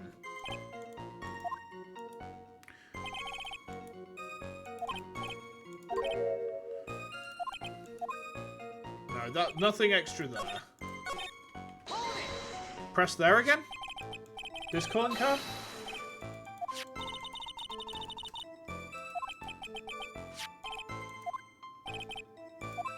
Not that.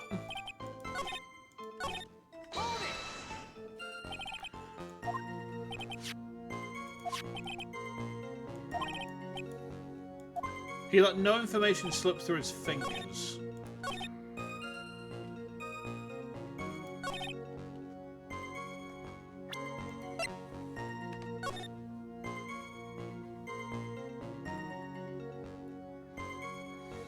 I will be coming to purloin the most priceless work of art on display in your Treasures of Kurumi exhibit. Take good care of the speckled urn. Speckled urn. But, you motherfucker. It's this. This is what proves that he must have seen it. Because how would he know it's speckled otherwise? I overcooked it, chat. I overcooked it. I burnt it.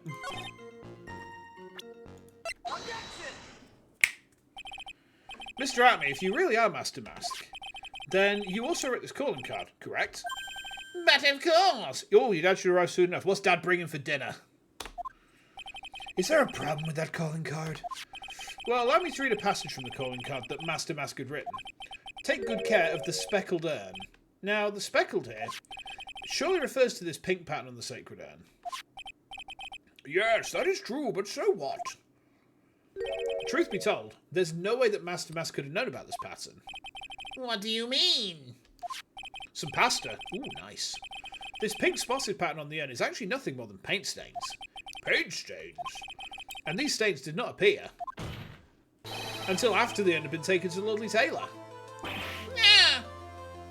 Oh. I'm not finding this joke to be very funny, Mr. Trite. Oh, I tell you what. Pasta is one of my favourite things to cook. I do a really good carbonara. I'm really good at that. I know it sounds a bit big-headed to, like, big myself up, but my carbonara is fucking lovely. Chef kiss. 10 out of 10. The day the sacred urn was taken to the warehouse, the urn was broken due to human error, or should I say, an error-prone human. And that's when the pink paint got in the urn. Ugh, you can't be serious. And yet this calling card clearly mentions the paint pattern. which means Detective Atmey had seen this long before the crime ever took place. In fact, he saw it when this fake photo was taken. And because this photo is a fake, your alibi for the night of the murder no longer holds water. Ah! Well, I managed to get 1 point without being helped. 1 out of 3. Oh no. Who's Bedman posting in Sapcord? Slap them for me, would you? Windows, do you have anything to say for yourself? Alright, that did it. He's broken. Nick, I think it's still a little early for a victory pose. Is this 15? It's so sad. No one has any conviction these days. Conviction, you say? Yesterday, we all decided unanimously that this man was Master Mask. And now, we're calling him a murderer. You don't think we're being, tad fickle? That's a good point. No way. Don't fall for that too, Your Honor. You say that Luke Atmey is the one who killed Kane Bullard? Then let me ask you this. Why would he do that? That's got to be the fucking diamond. Because he knows that... I think he's what Kane Bullard has realised, because he does security, here is what I think, chat. Here's what I think, right? Kane's list. Tear of Eminent. Crown of Bongora. Left Hand of Hades. Portrait of Magina. These are all treasures that Master Mask has stolen. Now, Master Mask was stealing after the Tear of Eminent because of the fact that he was being told to, he was being blackmailed to. I think what has happened is during this, he's worked out he stole the Tear of Eminent. And what he's then done is he's blackmailed him to keep committing crimes so he can profit from it. Bullard's got wind of this through his security connections, right? And then Bullard said to him, right, you need to come and pay me $50,000 to keep my mouth shut, or I'll take that big red diamond. And he's the only asshole who has a red diamond on his finger. So Bullard has been blackmailing him. He's killed Bullard because of the blackmail, and he's used Ron Delight to kind of cover up his tracks there. Am I cooking this too hard? Have I actually separated the gravy from the water? Have all the chunks sunk to the bottom of my slow cooker? I don't know. That's what I think. An excellent point. Motive, Mr. Wright, motive. Might you, my merry murderer's motive manifest? What an amazing sentence. And just like that, the case pulls itself back around. The case pulls itself back around just with this. Fucking hell, that's amazing. Nick, he's getting a second wind. If he prepared an alibi and pinned his crime on Ron Delight, as you say, he must have had a very strong motive for murder. The only one with any motive we've seen is Ron Delight. Isn't that right, Detective? Indeed. According to my own research, the boy's motive is clear. Without a motive, it's nearly impossible to prove guilt in a murder case. Now then, maybe you can enlighten us as to what the defendant's motives were. I'm sure it was blackmail. I'm sure it was blackmail. I'd be honoured to, sir, old-timer. They're doing everything they can to make Ron look suspicious. Despite our lack of hard information, it's maybe our only chance. Motive for murder. Okay. Luke Atmey had no points of contact with the victim whatsoever. Kane Bullard decided to investigate Master Mask and simply mistook who he was. It was Mr. Bullard who wrote the blackmail letter and sent it to Ron Delight. And it was again Mr. Bullard who harboured a grudge against Mr. Delight for his betrayal. Mr. Bullard's mistake is quite excusable. The defendant truly believes he is Master Mask. That is why Mr. Delight saw it fit to kill Kane Bullard. Truly a tragedy. That wasn't a 13-pager. So the victim, Kane Bullard, blackmailed the defendant. This is the blackmail letter found in the defendant's apartment. A handwriting test confirms that Mr. Bullard was indeed the one who wrote the letter. What? Okay. Written by Bullard. Very well. Mr. Wright, begin your cross-examination. Okay. See, look at that. He's been flashing this fucking thing as the entire time. Oh, I'm gonna nail this punk. I'm gonna nail him in the ass. Straight in the ass.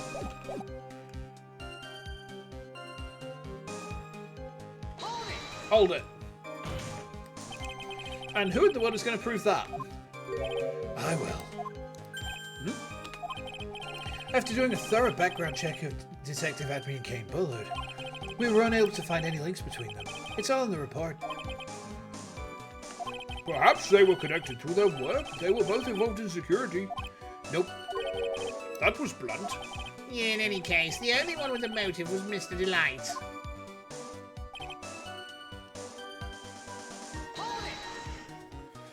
So mistook.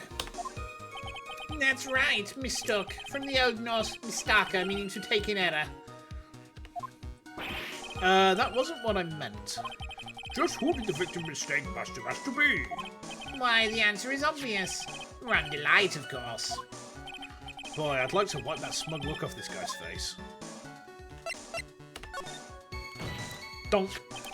Why would the victim mistake the defendant for Master Mask? Don't you already know that? Zvari, take a look at this newspaper. Oh ho, that's the famous Tear of Evidence, a magnificent jewel. That photo shows a magnificent detective as well, does it not? Furthermore, it also shows an ugly guard, namely the defendant. The defendant?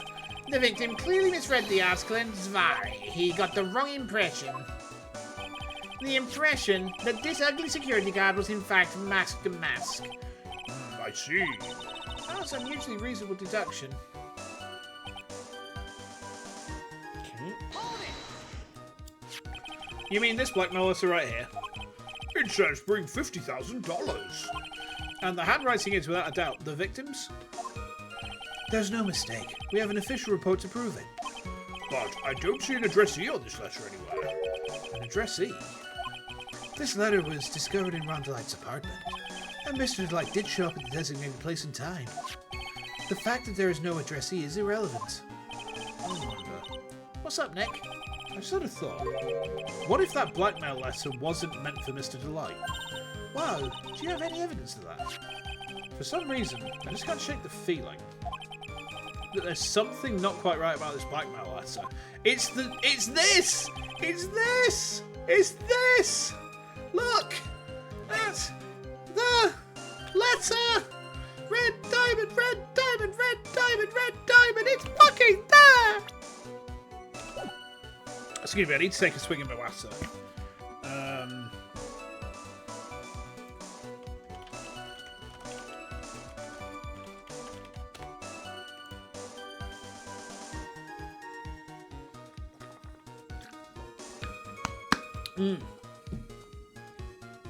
Okay, there we go. Well, everyone, are you quite satisfied?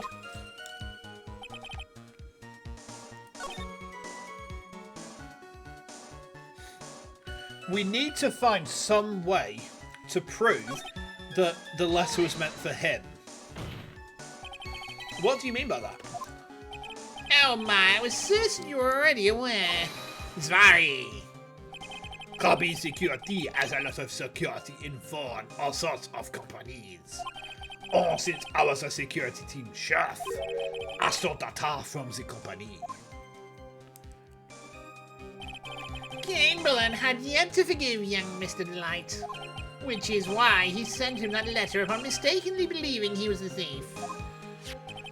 Here is a file that we discovered in Mr. Bullard's office. Evidence that Mr. Bullard was receiving money through blackmail. However, isn't this a bit odd? Why did the defendant pay Mr. Bullard the money, even though he wasn't actually Master Mask? On that point, there was an unfortunate bit of chance. The defendant truly believes he's Master Mask. I mean, yeah, we've established that. We've established that. Do you really think that story's going to hold up? That assertion is not merely my own, I'm afraid. What do you mean? I have here a memo from Rondelight's wife, Desiree Delight. Oh, is that 16? Brownie thinks he's Master Mask. Don't you feel sorry for him? Please don't think too badly of him. Well, Mr. Trite? Was he trying to act like Mr. Light just now? I thought he was actually pretty convincing. Maya, shut the fuck up.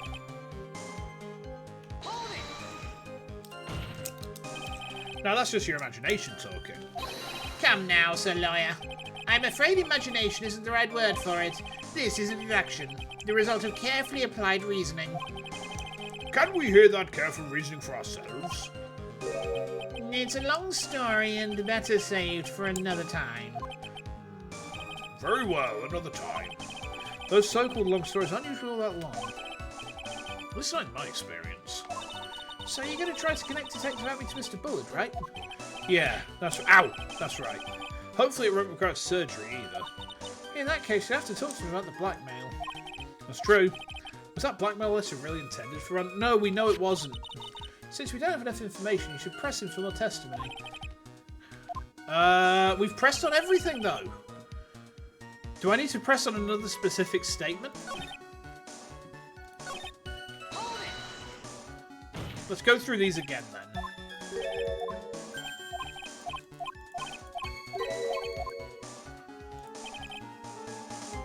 Let's I guess flick through every single thing again, huh?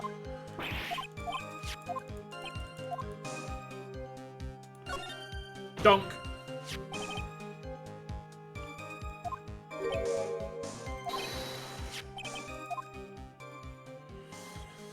I really don't like that we've got to kind of... It's saying we need more information, let's press more. We've pressed everything. There's no indication which statement we should be pressing. There's not even a clue. And I think in a situation like this where it's expecting us to press a specific statement, instead of all of them, you know, I don't like it.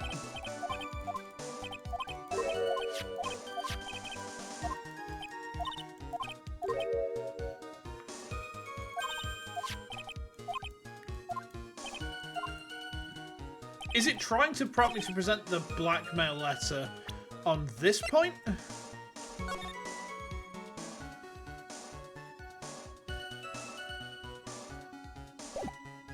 I'll try it, but I'm getting a bit turned around as to what it's expecting me to do again.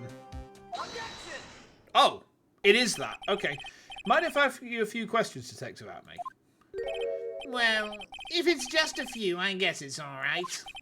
When you said this letter was addressed to Ronda Light, I couldn't help but notice one major contradiction. Contradiction? I don't know where a walking contradiction like you gets off saying things like that. You wanted to talk. At times like these, men are made to express themselves with their fists. Why don't you show us what you've got there, Junior? Indeed, time to man up, Mr. Wright. Is the judge really calling me outside? The judge is going to catch me outside, how about that? Show us the contradicting evidence in the content of the blackmail letter. What?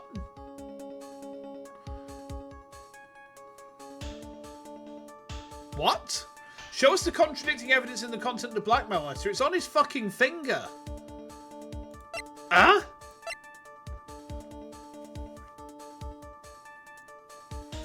What? But the contradicting evidence is it's in here. Look. It's there. It's the red diamond. The red diamond implicitly states that it's Atmey who's the one who this is addressed to, because Delight doesn't wear a red diamond. Do I need to present a profile here? Is that what the game wants me to do? I'll try the profile, yeah.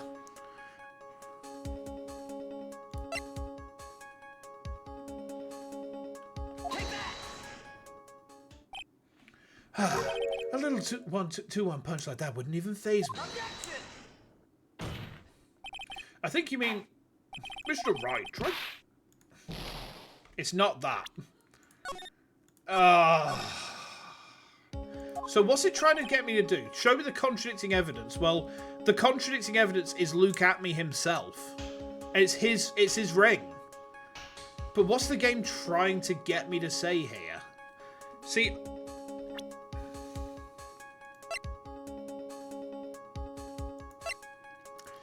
Beyond that, I'm shit out of ideas, chat. I don't understand. Maybe I got a new piece of evidence. I did not. We got Bullet found in Ron Delight's room, written by Bullard. I haven't got any new pieces of evidence. I've got a bit that's updated, but it doesn't really say very much else beyond beyond that it's been written by Bullard. Show us the contradicting evidence in the content of the blackmail letter. I'll play the letter. I'll see if that works. Nope, it's not that. What's it trying to get me to do? What's the game want me to do? If I can't literally say look at Atmey's finger and look at the letter, what's it leading me towards? I don't get this.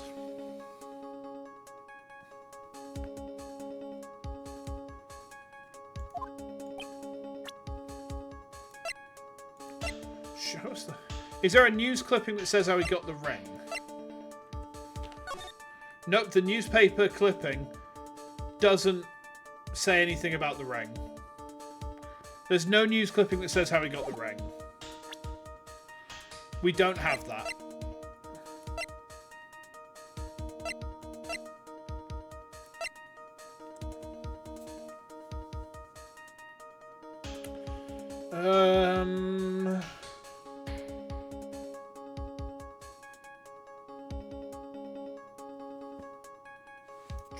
I'll play the newspaper clipping and see what happens, but I don't see it how it can be.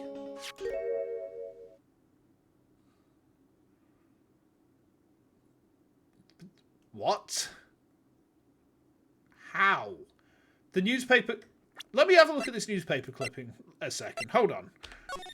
The gem and the thief. The precious gem, the tear of Eminem, priceless, no text.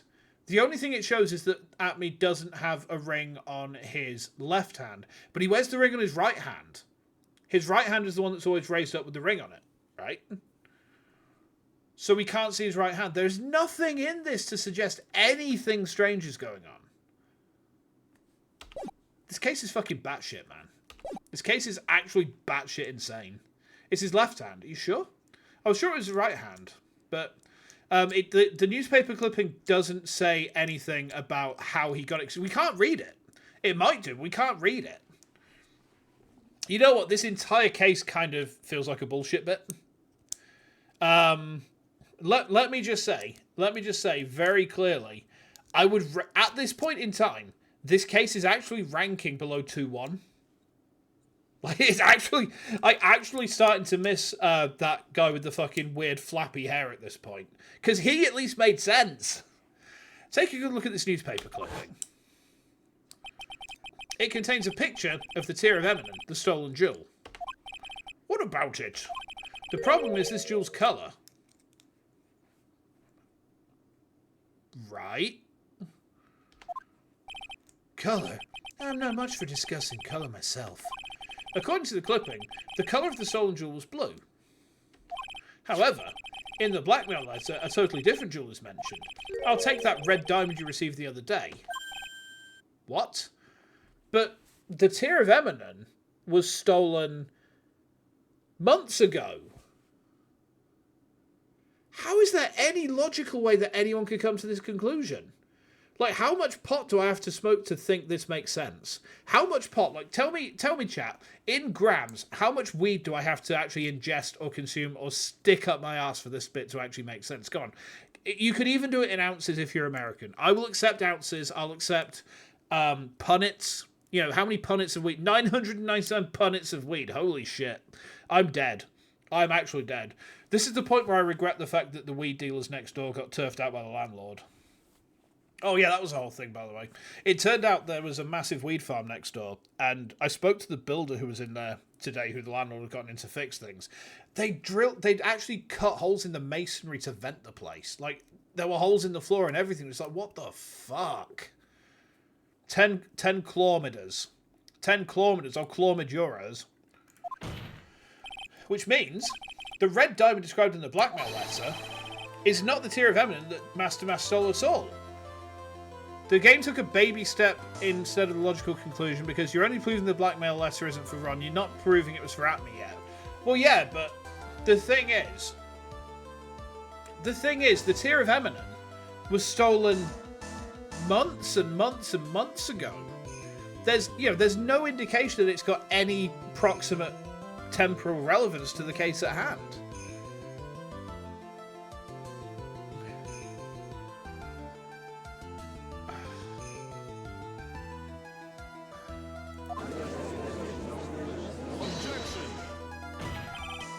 And your point is, Mr. Trite. So you're trying to say that this blackmail letter was intended for someone else? That is what you're trying to say, right, Trite? That is what you're trying to say, right, Mr. Wright? Well, that is what you're trying to say, right, Nick? Yes. This is who Kane Bullard was actually blackmailing. So it's definitely Atmey. I mean, the thing is, this is the problem I have with this case, right, chap? He's been flashing this red diamond at us the entire time. And he's even referred to it as a red diamond, right?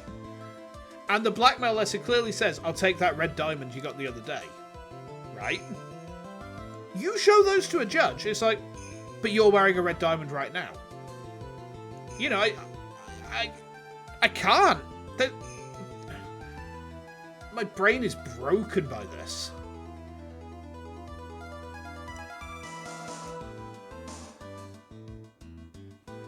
Oh yeah. This is who Kane Bullard was actually blackmailing. I don't think he's brave enough. I don't think he's brave enough to try and blackmail Pearl. You can't get straight to the obvious point. It's badly put together. That would be my general assessment of this case so far. It's had its moments. It's had some really great characters. But the actual trial logic is completely insane. Like this, when I know I get shit for this when I say that I thought 2-3 was the best case of 2. But it's because it was the one that actually made the most logical sense. The other cases were either, 2-1 was kind of boring because it's a tutorial case. 2-2 and 2-4 had too much batshit logic in the trial to make sense to me. This is kind of going the same way. I can't reason the logic out. But it's him. Get fingered.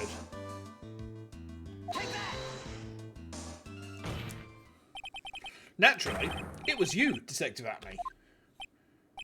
Do you have some sort of basis for that claim? You've been personally involved in every single mask-to-mask case. You're right as well. I can see it's the left hand, but... And in the last case, you recovered what was stolen and received a jewel as your reward. A jewel? Probably the one wrapped conspicuously around your finger. That red diamond ring. See, it's taken us an hour's worth of gameplay to get to a point I spotted months ago. I spotted this so many months in the past that I hadn't even played that game at the point.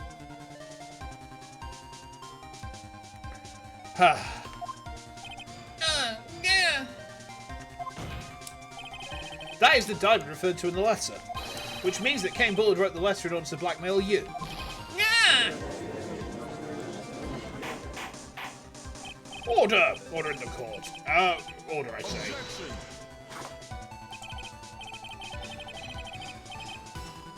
It seems you've gone too far with your childish pranks, Mr. Trite.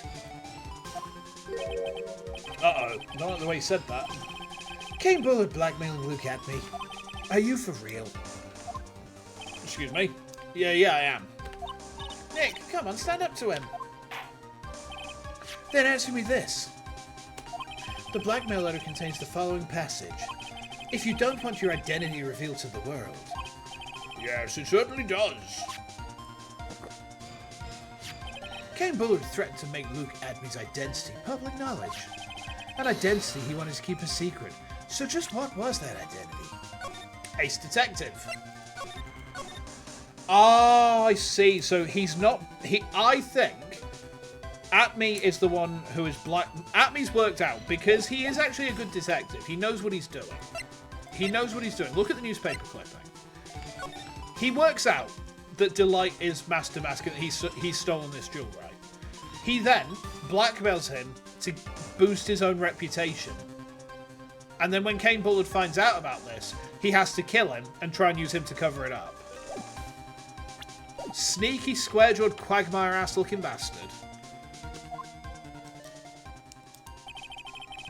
Atmey killed Kane Bullard because he was afraid of his secret becoming known. What was the identity he wanted to keep secret? This is what it all comes down to, Nick. The identity that Luke Atmey wanted so desperately to keep secret was his identity as an ace detective. Has to be. We already know he's not Master Mask. We already know that he's not Master Mask. Luke Atmey was an ace detective. Thank you for the kind introduction. I am Luke Atmey, Ace Detective. One embodies the nefarious forces of darkness, the other the angelic cherubs of light. I am completely lost. Someone get a translator. But anyway, everyone already knows you're an ace detective. So again, the logical step is wrong. So this is another of those. This is another case that I have to kind of completely abandon logic on. You say as a blackmailer.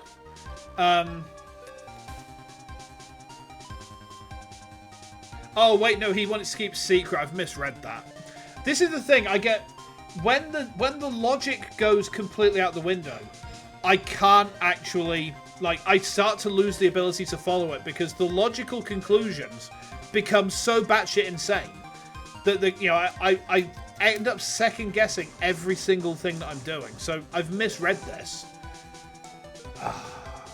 This is why I like 2-3 because everything made sense. You know, there wasn't anything that actually turned my brain around so much that I couldn't think straight anymore.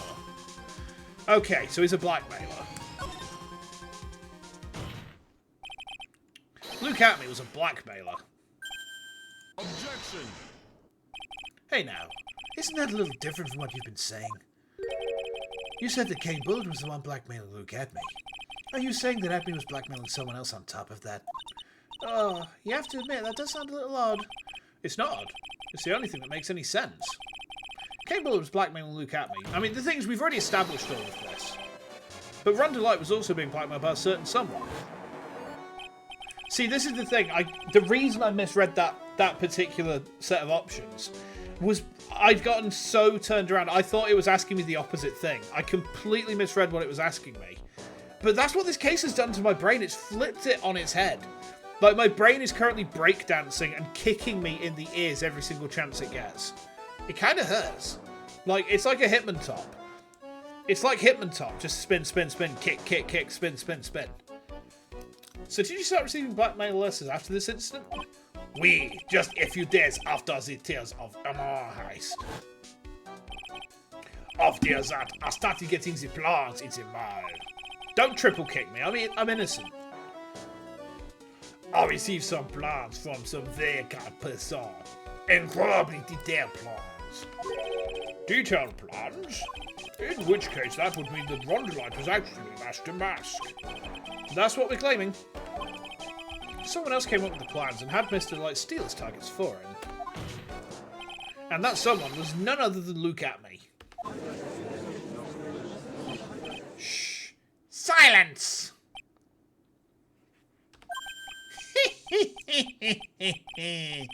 Oh, now I see. It's all becoming clear. What is? When you were in grade school, you received the same report card every year. Careless, with the tendency to jump to conclusions. Am I wrong? How did you...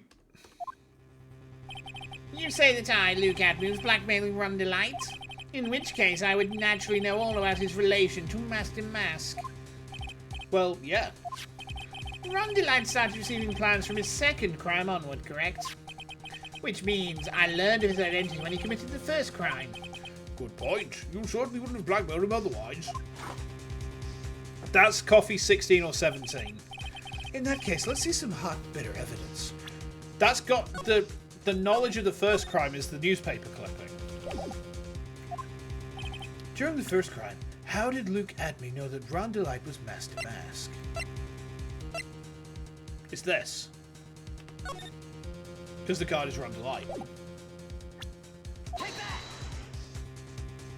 I think I see it. See what? When you were in grade school, you received the same report card every year. Gets into lots of mischief trying to be the centre of attention. What do you mean? This newspaper clipping.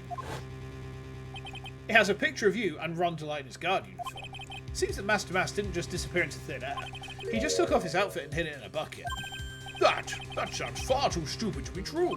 Correct. With tricks like that, he couldn't fool a baby, let alone an ace detective. And that's when you figured it out, Mr. Atmey.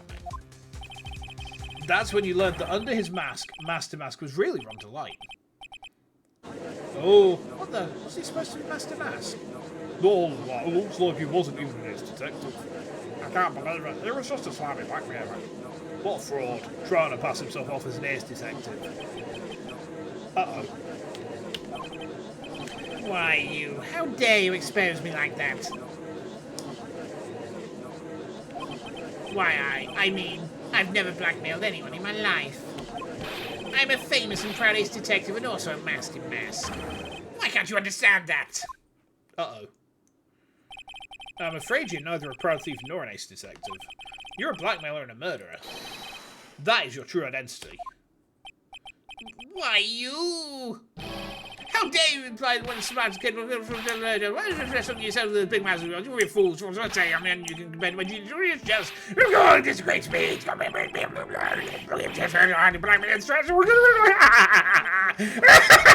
make one laugh.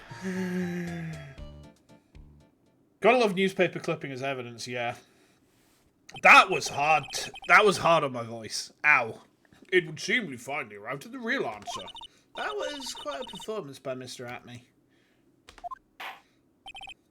Bailiff, please prepare a cell for Mr. Atmey. Objection! Oh, great.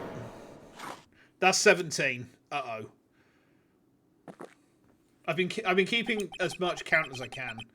The hammer that strikes too fast has no time to aim. Is he a fucking Hammerite? Is he a fucking Hammerite? Oh my god. Do not tell Garrett. Otherwise he're going to have to plunder Kodo's office. What do you mean? I'm already prepared to live my ruling. Allow me to say one thing. I will be the one to judge. You don't get much more in your face than that. It appears that your claws weren't quite sharp enough, Mr. Trite. He gets his morals from the laws of Hammurabi? Nanda. I don't get the reference, I'm afraid. What do you... It's true that you've proven a lot of things. Things like Luke Atmey was a filthy blackmailer. And that he wasn't at Lordly Taylor on the night of the murder. That's right. Hammurabi?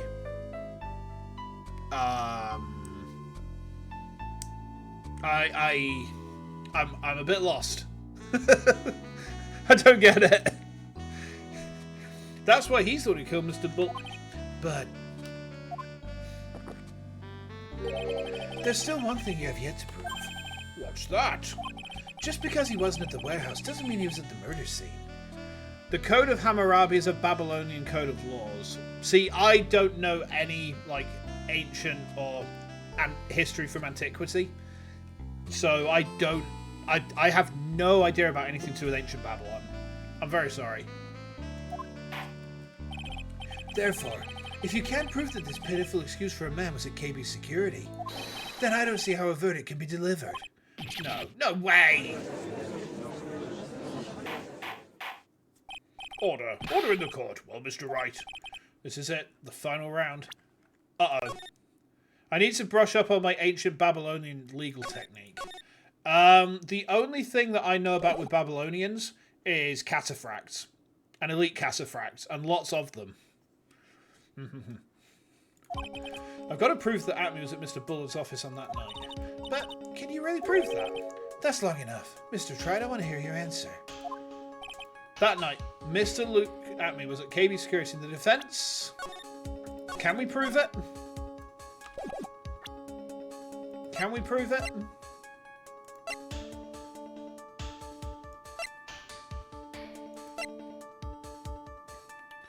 The wallet was found at 1 AM at the night of the crime. But this was used...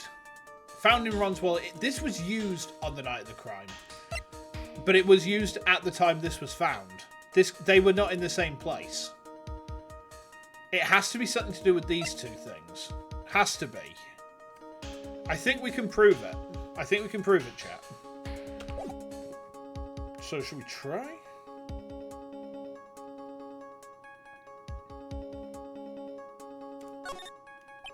The defense can prove it with evidence. Are you sure? Don't you worry, I'll watch over you as you break down and fall to pieces. Very well, let's see this proof. Proof that Duke Atmey in KB security that night. So, cook with me here, chat. Cook with me here.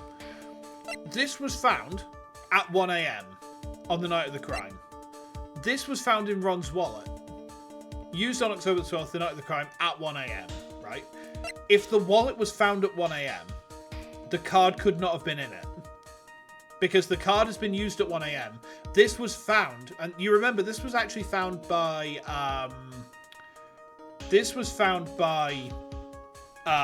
no, it's not, I don't think it's the buzzer. I don't think it's the buzzer. So the reason I think it's the wallet or the card has been used at 1 in the morning. But it was Larry who found the wallet, and he found it on a different floor. Now, if the card was in the wallet, right, but the wallet was found at 1 AM, someone after the crime has gone to where the wallet was and put the card into the wallet. Do you see where I'm going with this? Now, please tell me before I make any decisions here, chat. Have I overcooked this? Have I overcooked this? Am I right with my assessment? Because everything about this case is making me second guess myself, and not in a good way.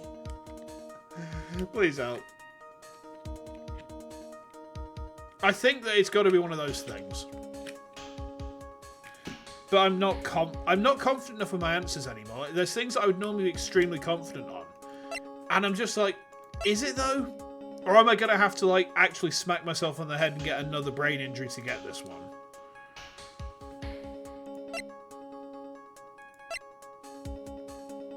The buzzer went off at 102. No fingerprints. I mean, the buzzer would make sense because, you know, there's no fingerprints on it, but we don't know that it's been hit by a hand. That's the thing. Oh, God.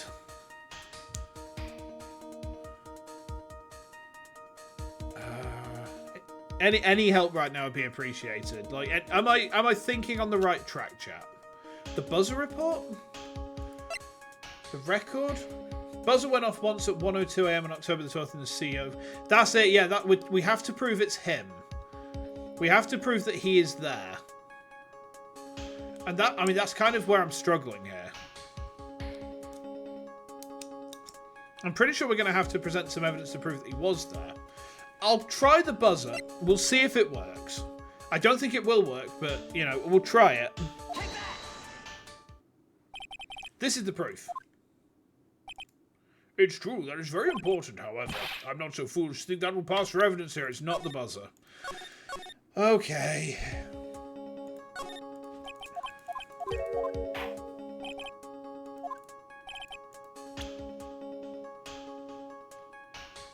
I'm going to try the card. Although, I'll try... No, the card, the wallet... The thing is, the card and the wallet don't prove that it's Atmey. They don't prove that it's him specifically. They prove that someone has used that card, and that someone has... I mean, the thing is, I guess Delight could have lost the wallet because he's an idiot.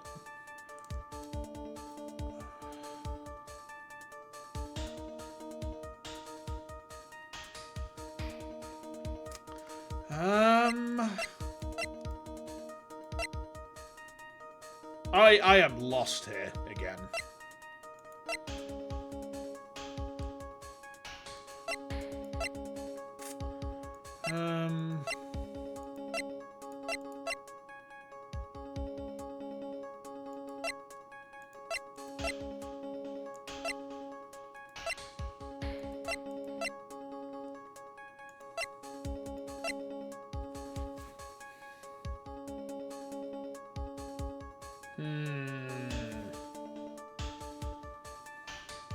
Just a sec.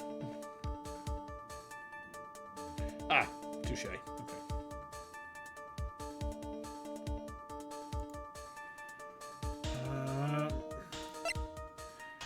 All right, let's play one. And we'll back out and we'll say we can't prove it. Because I don't think we can. I don't think we have any proof that he's there. I don't think we do. Or at least there's no proof we have that makes sense. No, it's not that. All right, we're going to back out and we're going to say we ain't got proof then because we can't prove it. I can't prove it. Just as I thought. But if we hear more of Detective Atmey's testimony...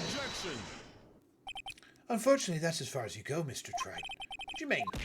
Ow. I won't allow for any more testimony, that's what I mean. What? Have you forgotten? Luke Atmey is here after we interrupted his own trial, and you have failed to prove that he committed the murder. I think it's time for this witness to return to his own trial. Ow! And face his guilty verdict as Master Mask. No. Well now, Celia, it seems that love wins out in the end after all. I'm the ace detective as well as Master Mask. My verdict will verify that.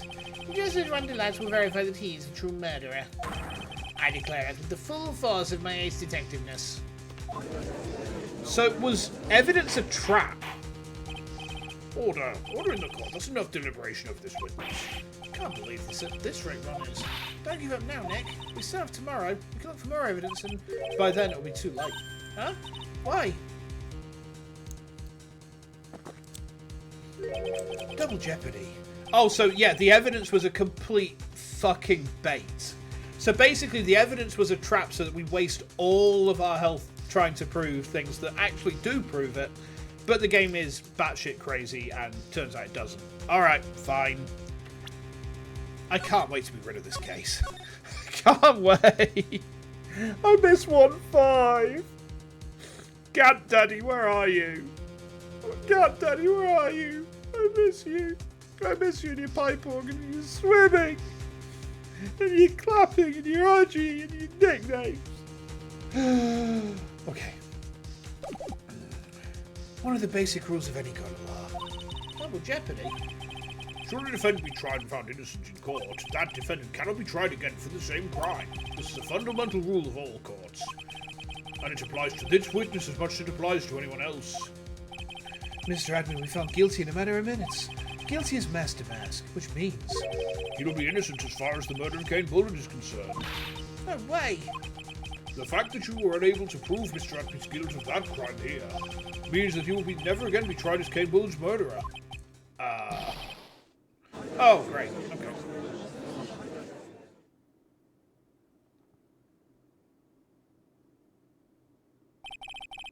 Now there's nothing I can possibly do to win. Even if Ron is proclaimed to be innocent, the real killer, Luke Atmey, will go free. You have cross-examined every statement the witness has made here today. And as long as there is no more testimony, I'm afraid I have to declare there will be no further questioning of this witness. Are there any objections?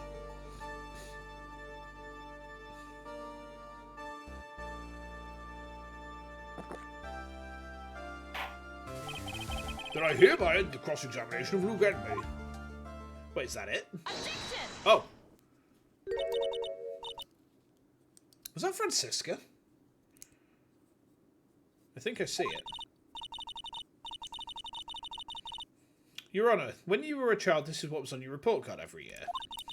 Has poor hearing and often makes mistakes as a result. How did you? Oh, is it Mia? Is it Mia possessing Maya? Phoenix, raise your head up high. Have you forgotten what I used to tell you? Oh, it is, okay. A lawyer is someone who smiles no matter how bad it gets. That voice, no way. Oh, it is, okay. Long time no see, Phoenix. Mia. This is the true power of the crying channeling technique. I know it's really Maya who's standing before me, but right now, she's my mentor, Mia Faye. Now, let's do this. But there's nothing more we can do, Mia. Without any more testimony, I can't cross-examine. Not yet. The testimony's not over yet. What do you mean? Your Honour, just now you said something very interesting. You've cross-examined every statement the witness has made here today. Yes, that's true, but... Unfortunately, Your Honour, you're forgetting something. Earlier, after the last cross-examination, this witness made a number of remarks. Well now, Sir Lawyer, it seems that love wins out in the end after all. I'm the ace detective as well as Master Mask. Give me just a sec, chat. I just need to send a message. One sec.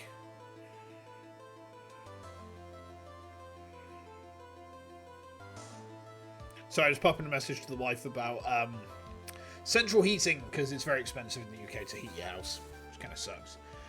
I'm the ace detective as well as Master Mask. My verdict will verify that. Just as Rum Delight will verify that he is the true murderer. I declare that with the full force of my ace detectiveness. Yes, but these comments appear to have no importance whatsoever. Very well, then we shall prove their importance via cross-examination. At any rate, as long as the witnesses made these remarks, we, the defence, assert our right to question them. Is that alright with you, prosecutor? Is something the matter, Mr. Goddo? Nothing. Oh, Sir Lawyer. It looks like you're one step too late. Oh.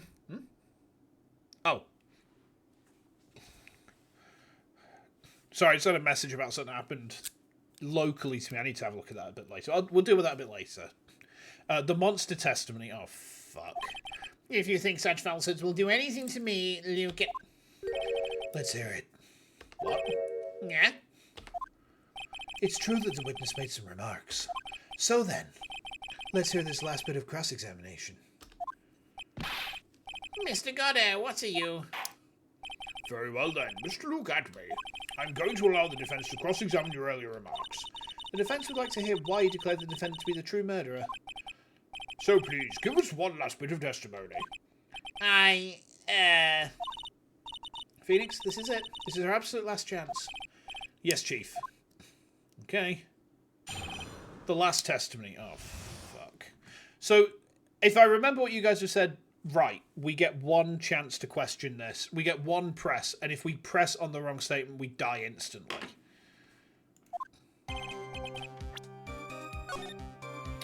I dislike that. Indeed, it is true that I was not at Lordley Taylor. I had to leave to see about another vitally important job request. I had known about the date beforehand, so I had this photograph readied. My brilliant deduction was what informed me that the true culprit was Rum Delight. And thanks to the keycard and wallet, it was abundantly clear that he was there. I was also able to make a deduction from the buzzer, which only sounded once. The button did not have any fingerprints on it. Why? The victim would have left prints if he sounded it, which means the killer sounded it. Mr. Delight was wearing his Master Mask outfit, which is why he left no prints. And the blackmail letter, the victim likely just mistook the colour of the jewel. Zvari! Therefore, all the evidence points to that poor boy. This testimony actually seems to hold up pretty well. The witness's earlier remarks do not appear to have been hastily prepared. All of his points have been explained, and none of them seem to contradict anything. But of course. But how do you know about the emergency buzzer? The police investigation documents went directly through me. And I always look over the documents. It's elementary, Sir Lawyer. Are you going to make even more trouble for us now, Sir Lawyer? I will not allow any of your usual shenanigans, Mr. Wright. Yes, Your Honour. We cannot postpone Luke Atmey's trial any longer. There's an anti-safe scum set up. This is your last chance. Hang on a sec. Just one chance. It seems that the party's about to begin. There's an anti-safe scum mechanic. Alright.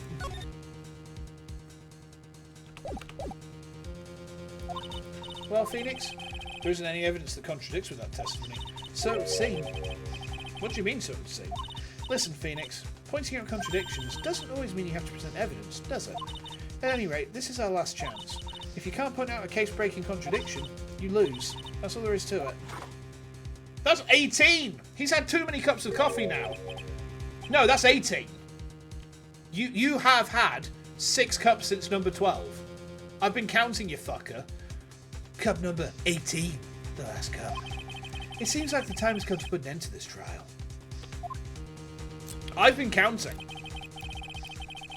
I have to find a fatal contradiction in this testimony. And I need to point it out without presenting evidence. Which means all I can do is find the contradictory remark and press it. Remember, you only get one chance. Very well then, Mr. Wright. Please begin your final cross-examination. Okay. Anti-save scum, he says. Alright. Okay, so you're not at Lordly Taylor. You had to leave to see about another vitally important job request. Both reasonable statements. I had known about the date beforehand, so I had this photograph readied. Pressing each of them won't help due to the way it's set up. Okay. My brilliant deduction was what informed me that the true culprit was Ron Delight. And thanks to the keycard and wallet, it was abundantly clear he was there. His brilliant deduction, that seems kind of a weird thing. I mean, it's on brand, but it's still kind of weird as like a thing to say. I was also able to make a deduction from the buzzer, which only sounded once. We know it sounded once. The button did not have any fingerprints on it. Why? We know it didn't have fingerprints on it. The victim would have left prints if he sounded it, which means the killer sounded it. Well, not necessarily, because you always wear gloves. You always wear gloves. Is it this one? Is it this one?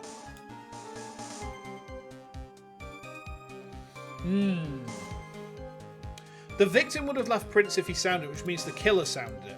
You also always wear gloves. Ron Delight is not the only person who wears gloves. Ron Delight only wears gloves when he's in the outfit. Mr. Delight was wearing his Master Mask outfit, which well left no prints. Reasonable. And the blackmail letter, the victim likely just mistook the colour of the jewel. I don't think they would have done. I don't think they would have done because... Hold on. Found on a table at the crime scene. Tier of Eminent Jewel, 100,000. Big theft. I don't believe that Kane Bullard would not have known the Jewel of Eminem was blue. I don't believe he would have known it was blue. He's been keeping track of this shit. I think it's this one.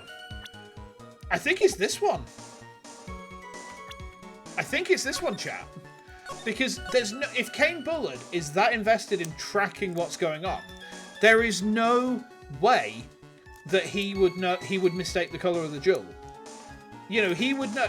If Kane Bullard was to say, give me the tier of Eminent, he would say, give me the tier of Eminent, not give me that red diamond you got the other day. He wouldn't call it a red diamond, he would name it.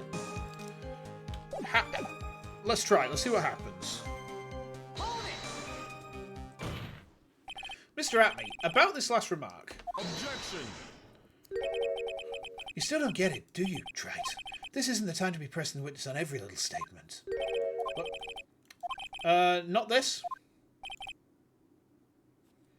It's not that, then.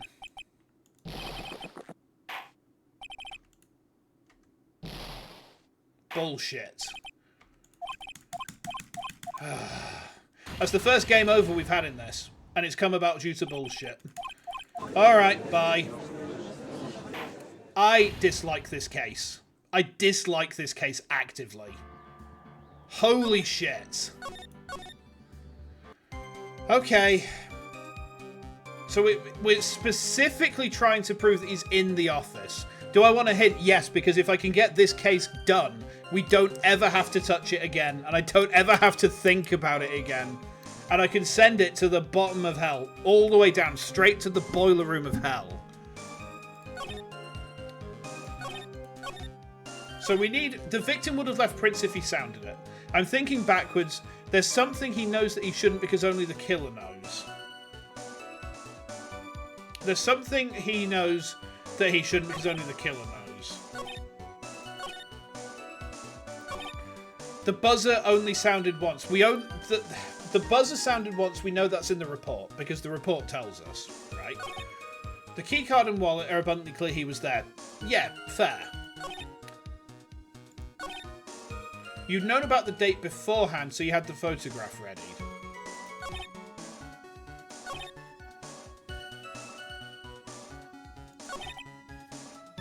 My God. There's something he knows that he shouldn't because only the killer knows. He's not there. Fair enough. Not killer specific. That's not killer specific. the date, knowing about the date beforehand. Well, if he's involved in the blackmail, the buzzer.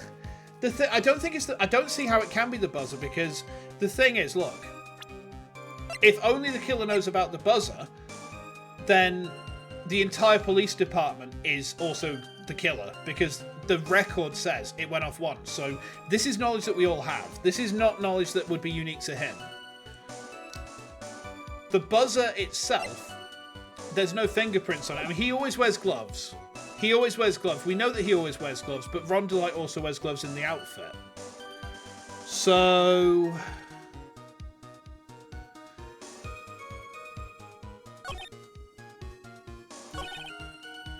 my God.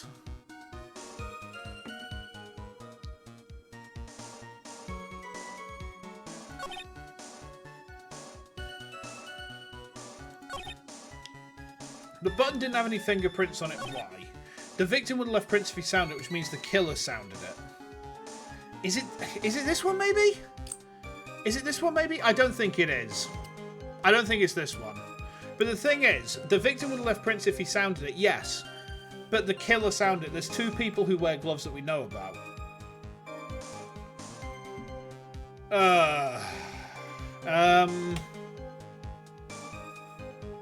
I'll try it. Why not?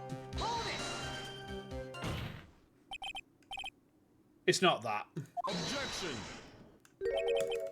No, it's not this. Okay. So it's not the thing that literally proves that he could have been in the office. So we get 2 game overs because of this absolute horse crap. I cannot wait to be done with this case. I cannot wait to never see this case again. Fucking hell. Alright. Alright. So his tip is correct. So he knows something that only the killer knows. Well, that's the only thing I can think of. So otherwise we're just going to be trying each one in order until we get to the right one.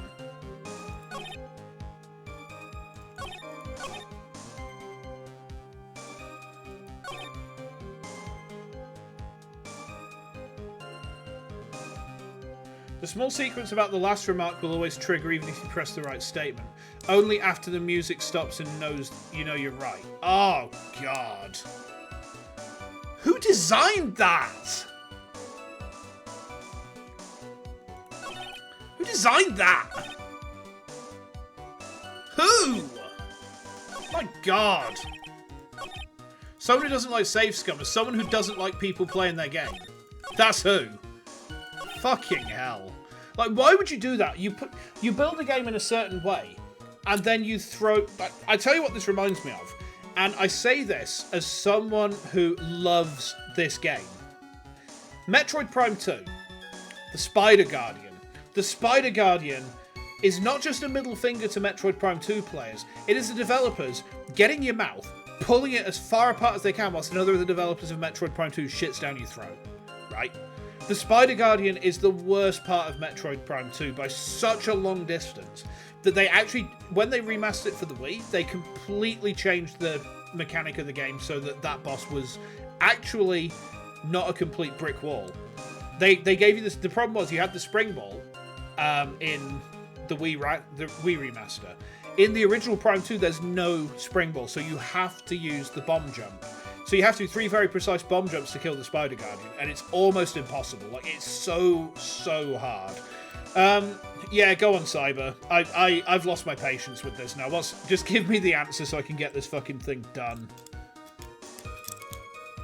My God. Like, I can literally feel the necrosis creeping up my lower intestine right now. It's spreading from my arsehole into my gut. Ugh. He shouldn't know Ron was dressed as Mask to Mask.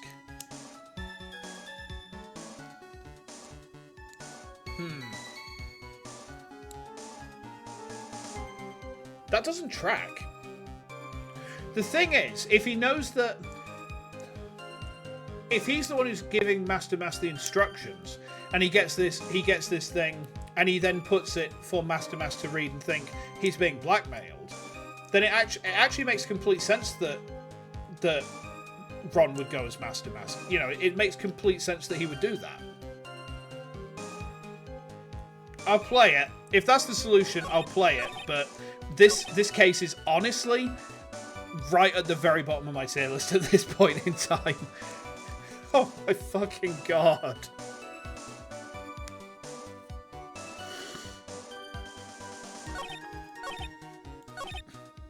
So he's wearing his outfit, which is why he left no prints. Okay, we'll play it. We'll play it.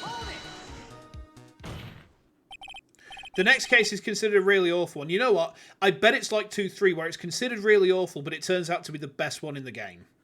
Watch as it's the best one in the game, just like 2-3 was. 2-3 was the best case in its respective game. 2-4 was completely overblown. 2-2 was just kind of like let down by very shoddy mechanics. 2-3 was actually pretty good. Mr. Atmey, about this last remark. You still don't get it, do you, Trent? No. Oh, and now we've got a save button back. Interesting. I'm afraid you're the one who still doesn't get it, Mr. Goddo. What? Mr. Atmey, it seems you finally admitted that you were in the CEO's office on the night of the murder. How can you say that? Let's review your testimony, shall we, Mr. Atmey? The button didn't have any fingerprints on it. Why? Mr. Delight was wearing his Master Mask outfit, is that correct? Indeed, that's what I said. It's mostly a problem of character rather than gameplay, which is why people dislike 2-3. See, I don't mind, but the sort of books I read are full of characters who are not nice people and not likeable people. So a character not being likeable doesn't impact me very much. Whereas gameplay mechanics being shit is the quickest way to annoy me. Like, the quickest way to upset me, the quickest way to really piss me off is with mechanical stuff. Like, I have a very big tolerance for story. I have no tolerance for mechanics. At all. My deductions are absolutely foolproof. More like your deductions prove that you're a fool. Oh, this is the guy who designed this case. Understood. I'm sorry, whatever do you mean? For some reason, I'm starting to get real thirsty. When exactly did we learn that? The fact that Ron Delight was dressed as Master Mask when he went to the scene of the crime? That was, It was just a few hours ago, back when my sick cub was looking through the cold stare. oh, did I forget to mention it before? I'm sorry, I just never had a chance to mention it up until now. That's right, the defendant had yet to tell anyone else this fact before this morning. Therefore, the only people who should know this are those who've been watching this trial. That doesn't track. That doesn't track at all. Oh my god. I can't believe that. I actually cannot believe that the game reasonably expected me to reach this conclusion. Right. Because if you send someone on a blackmail letter, even if the thing is, Atmey knew about the blackmail letter, but it's gone to Ron's house. Atmey's quite clearly delivered it to Ron to get him to go there. And he knows he's going to go there in the costume because he's the fucking thief. My brain explode. Do you understand now, Detective Atmey? There is no way that you should have known about that. There's every way that you should have known about that. This is actually completely insane. You were in the next courtroom being tried as Master Mask. So then, enlighten us. Just how did you know about that piece of information which you would have clearly set up many, many, many days beforehand and would have had deep, intimate knowledge of anyway? I'm sorry, I know I sound salty about this, but this entire logic chain doesn't track at all. There is no pathway that this makes sense in. Come on, this detective must have known about it. Yeah, he probably had plenty of chances to find out beforehand. Such as when he planted the evidence in the guy's bedroom. And it's those chances I want to discuss next. That night, Mr. Light was wearing his Master Mask outfit. There is one and only one way for Detective Atmey to have found that out. One way, you say? Please recall, if you will, Mr. Delight's testimony.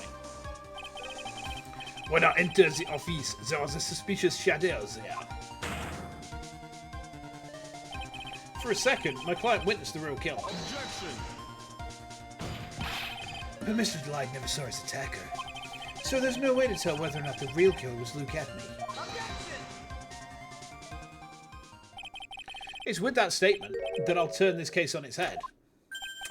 The case is already turned on its head. The case has already snorted so many lines of cocaine that it's gone on an absolute bender with a machete through a town centre. Just what are you implying? Mr. Delight saw the real killer, correct? Now, if you turn that statement around, it stands to reason that the real killer had also seen Ron Delight. Impossible. I mean, yeah, we already saw that shadow. We'd seen it several times before. We knew he was there. Detective Atmey, you saw Master Mask at the murder scene that night. You saw him when you killed Kane Bullard and assaulted Ron Delight. That was the only way you could have known what Ron was wearing. It's not, though. It's not. What's going on here? Is he farting? Oh.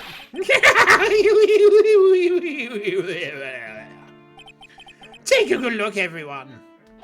Unable to find a rival worthy of my genius, I was forced to create one by myself. Here I am, the tragic clown. That's the same line you gave yesterday. But I think there's a little more meaning behind it this time.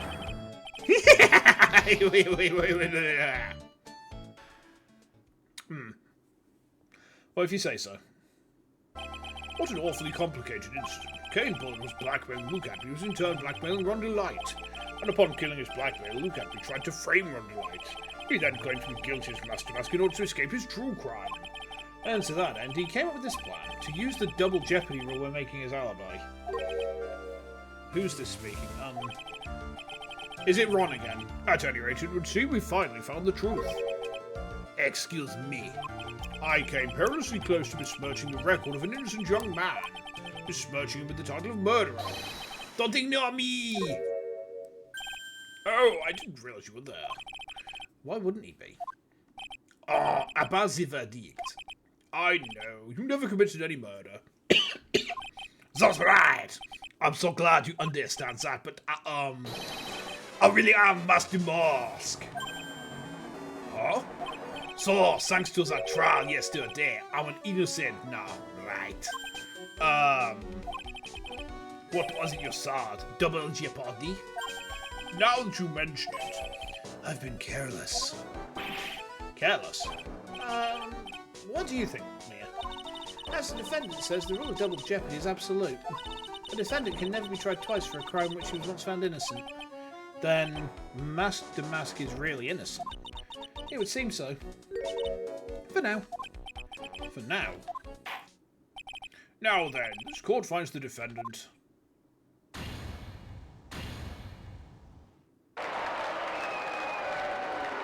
That was a fucking ordeal. My god. Boy, this is really lucky. Wait, this isn't so good after all. The thing is, I still have Master Mask after all. You did it, Phoenix. Thanks, Mia. It's been a long time, hasn't it? Yeah, it's because Maya doesn't call me much these days. Oh? I'm just joking, Phoenix. Don't take everything so seriously. On the other hand, Maya, she's a ton these days. You mean about becoming the master of the Quran General School? Becoming the master means saying goodbye to our mother. Misty fate, right?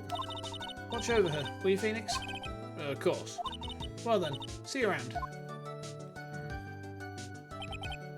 Mia. Oh, Mr. Right. Oh, I don't know what to say. Congratulations, Mr. Light. Thank you so much. Yeah, no, nothing really matters anymore, so no. Come on, just be happy already. Oh, Maya, you've been cleared of the murder charges and got off as Master Boot. But in exchange, I lost everything. Huh? What do you mean? Still security information from KB, becoming Master Mask. I did it all for one reason, for air. You mean your wife, Desiree? She hates criminals more than I think. Come to think of it, she was once held hostage by some robbers, wasn't she? She always said how she hated sneaky criminals. I knew that, but once I got fired from copying security, I lost all the money I had. She wouldn't have any reason to start with me. I thought she would leave me for sure. Oh, so that's why you became Master Mask. But it's all over again now. A broken ball can never be put back together. That's not true, right, Nick? Right. Really? Can we go back to the way things were? You'll be fine, and Nick can prove it. I can? I kind of wish you would check me first. Mr. Delight, even if a ball is broken, there's always a way to put it back together.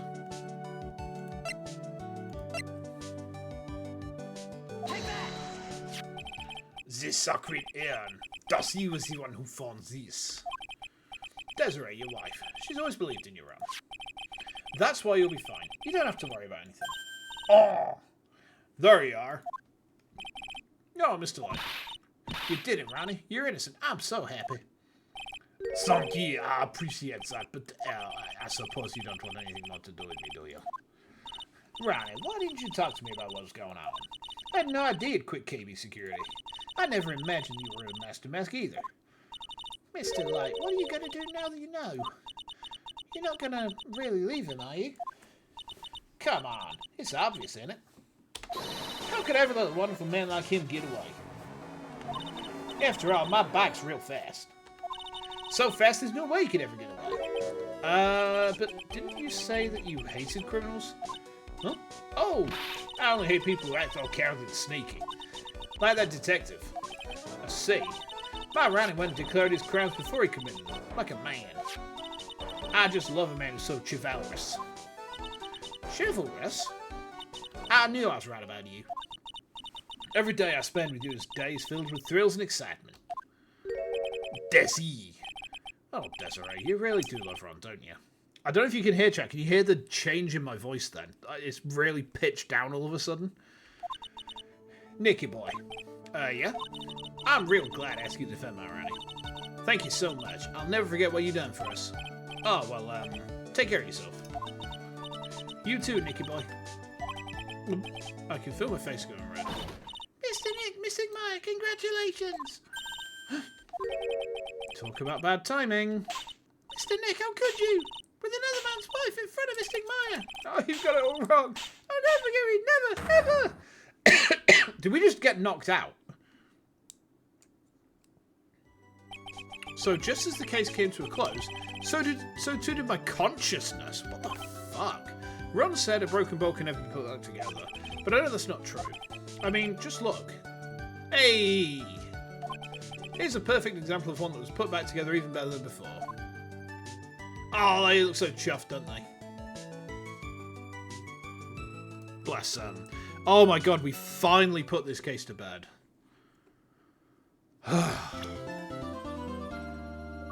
Ooh. And now we get Maya in a maid outfit, huh? Interesting. Right, okay. Now, chat, I'm going to do something a little bit different right now. So bear with me. I am going to put something on and show you something very quickly. So give me a second. I just need to take my headset off. Just give me like 1 second. So if we kill that window, right? Now, it's going to get... It might get a little bit kind of weird while I do this. I've got to put some hardware together, all right? So that goes like that. And then this comes out, goes in there. I think. Is that right? Is that right? I think that's right. So then we need to go around here. Okay. That goes on. That goes on. That goes on. I think. Is that right? Yes. All right. You want to see something cool? Check this. Oh, it's booting straight into the game. It's booting straight into the game. Right, I have to take my headphones out there. I have to put them in here, I think. Does that activate this? Watch this. Is this working? Is this working properly? Am I stopping after that case? I will be, yeah. Hold on. Something's going a bit weird with this. Hang on. That didn't come up. Right, give me a sec, chat. Give me a second. I've plugged something in incorrectly, I think. Hold on, I'm just trying to work out what's not going incorrectly. Hang on, that's definitely right there. The HDMI's right. Hold on. I'm just trying to work out. I got this working earlier. Okay. Oh, maybe it's because I'm...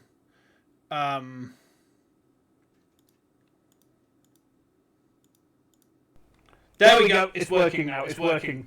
Watch this. Watch this. Right. Do you see this?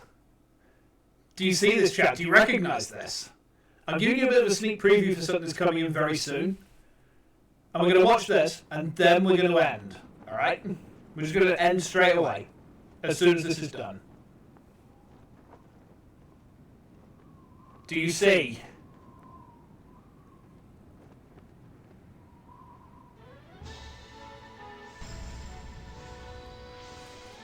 Yeah.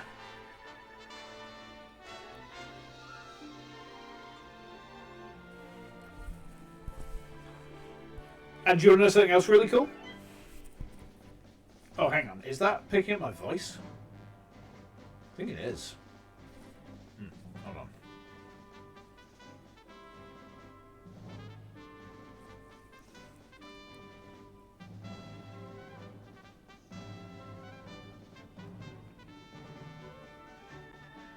Oh, that's why. Okay. Okay.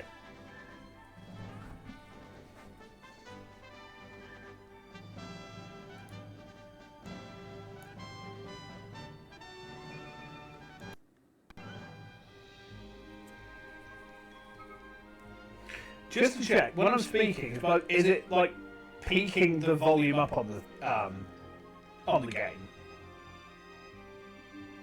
I need to do a bit of testing with that, I think. Unless there's like a mute on this somewhere.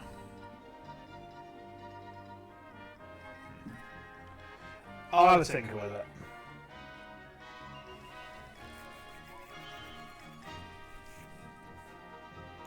In fact, does that change it at all? I don't think so.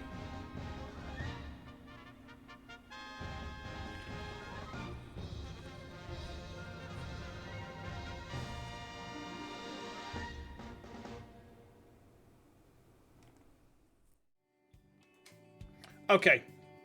So, I need to do some experimenting with the capture card. For some reason, my audio level was peaking upwards when I was speaking. I don't know if there's like a microphone built into this something.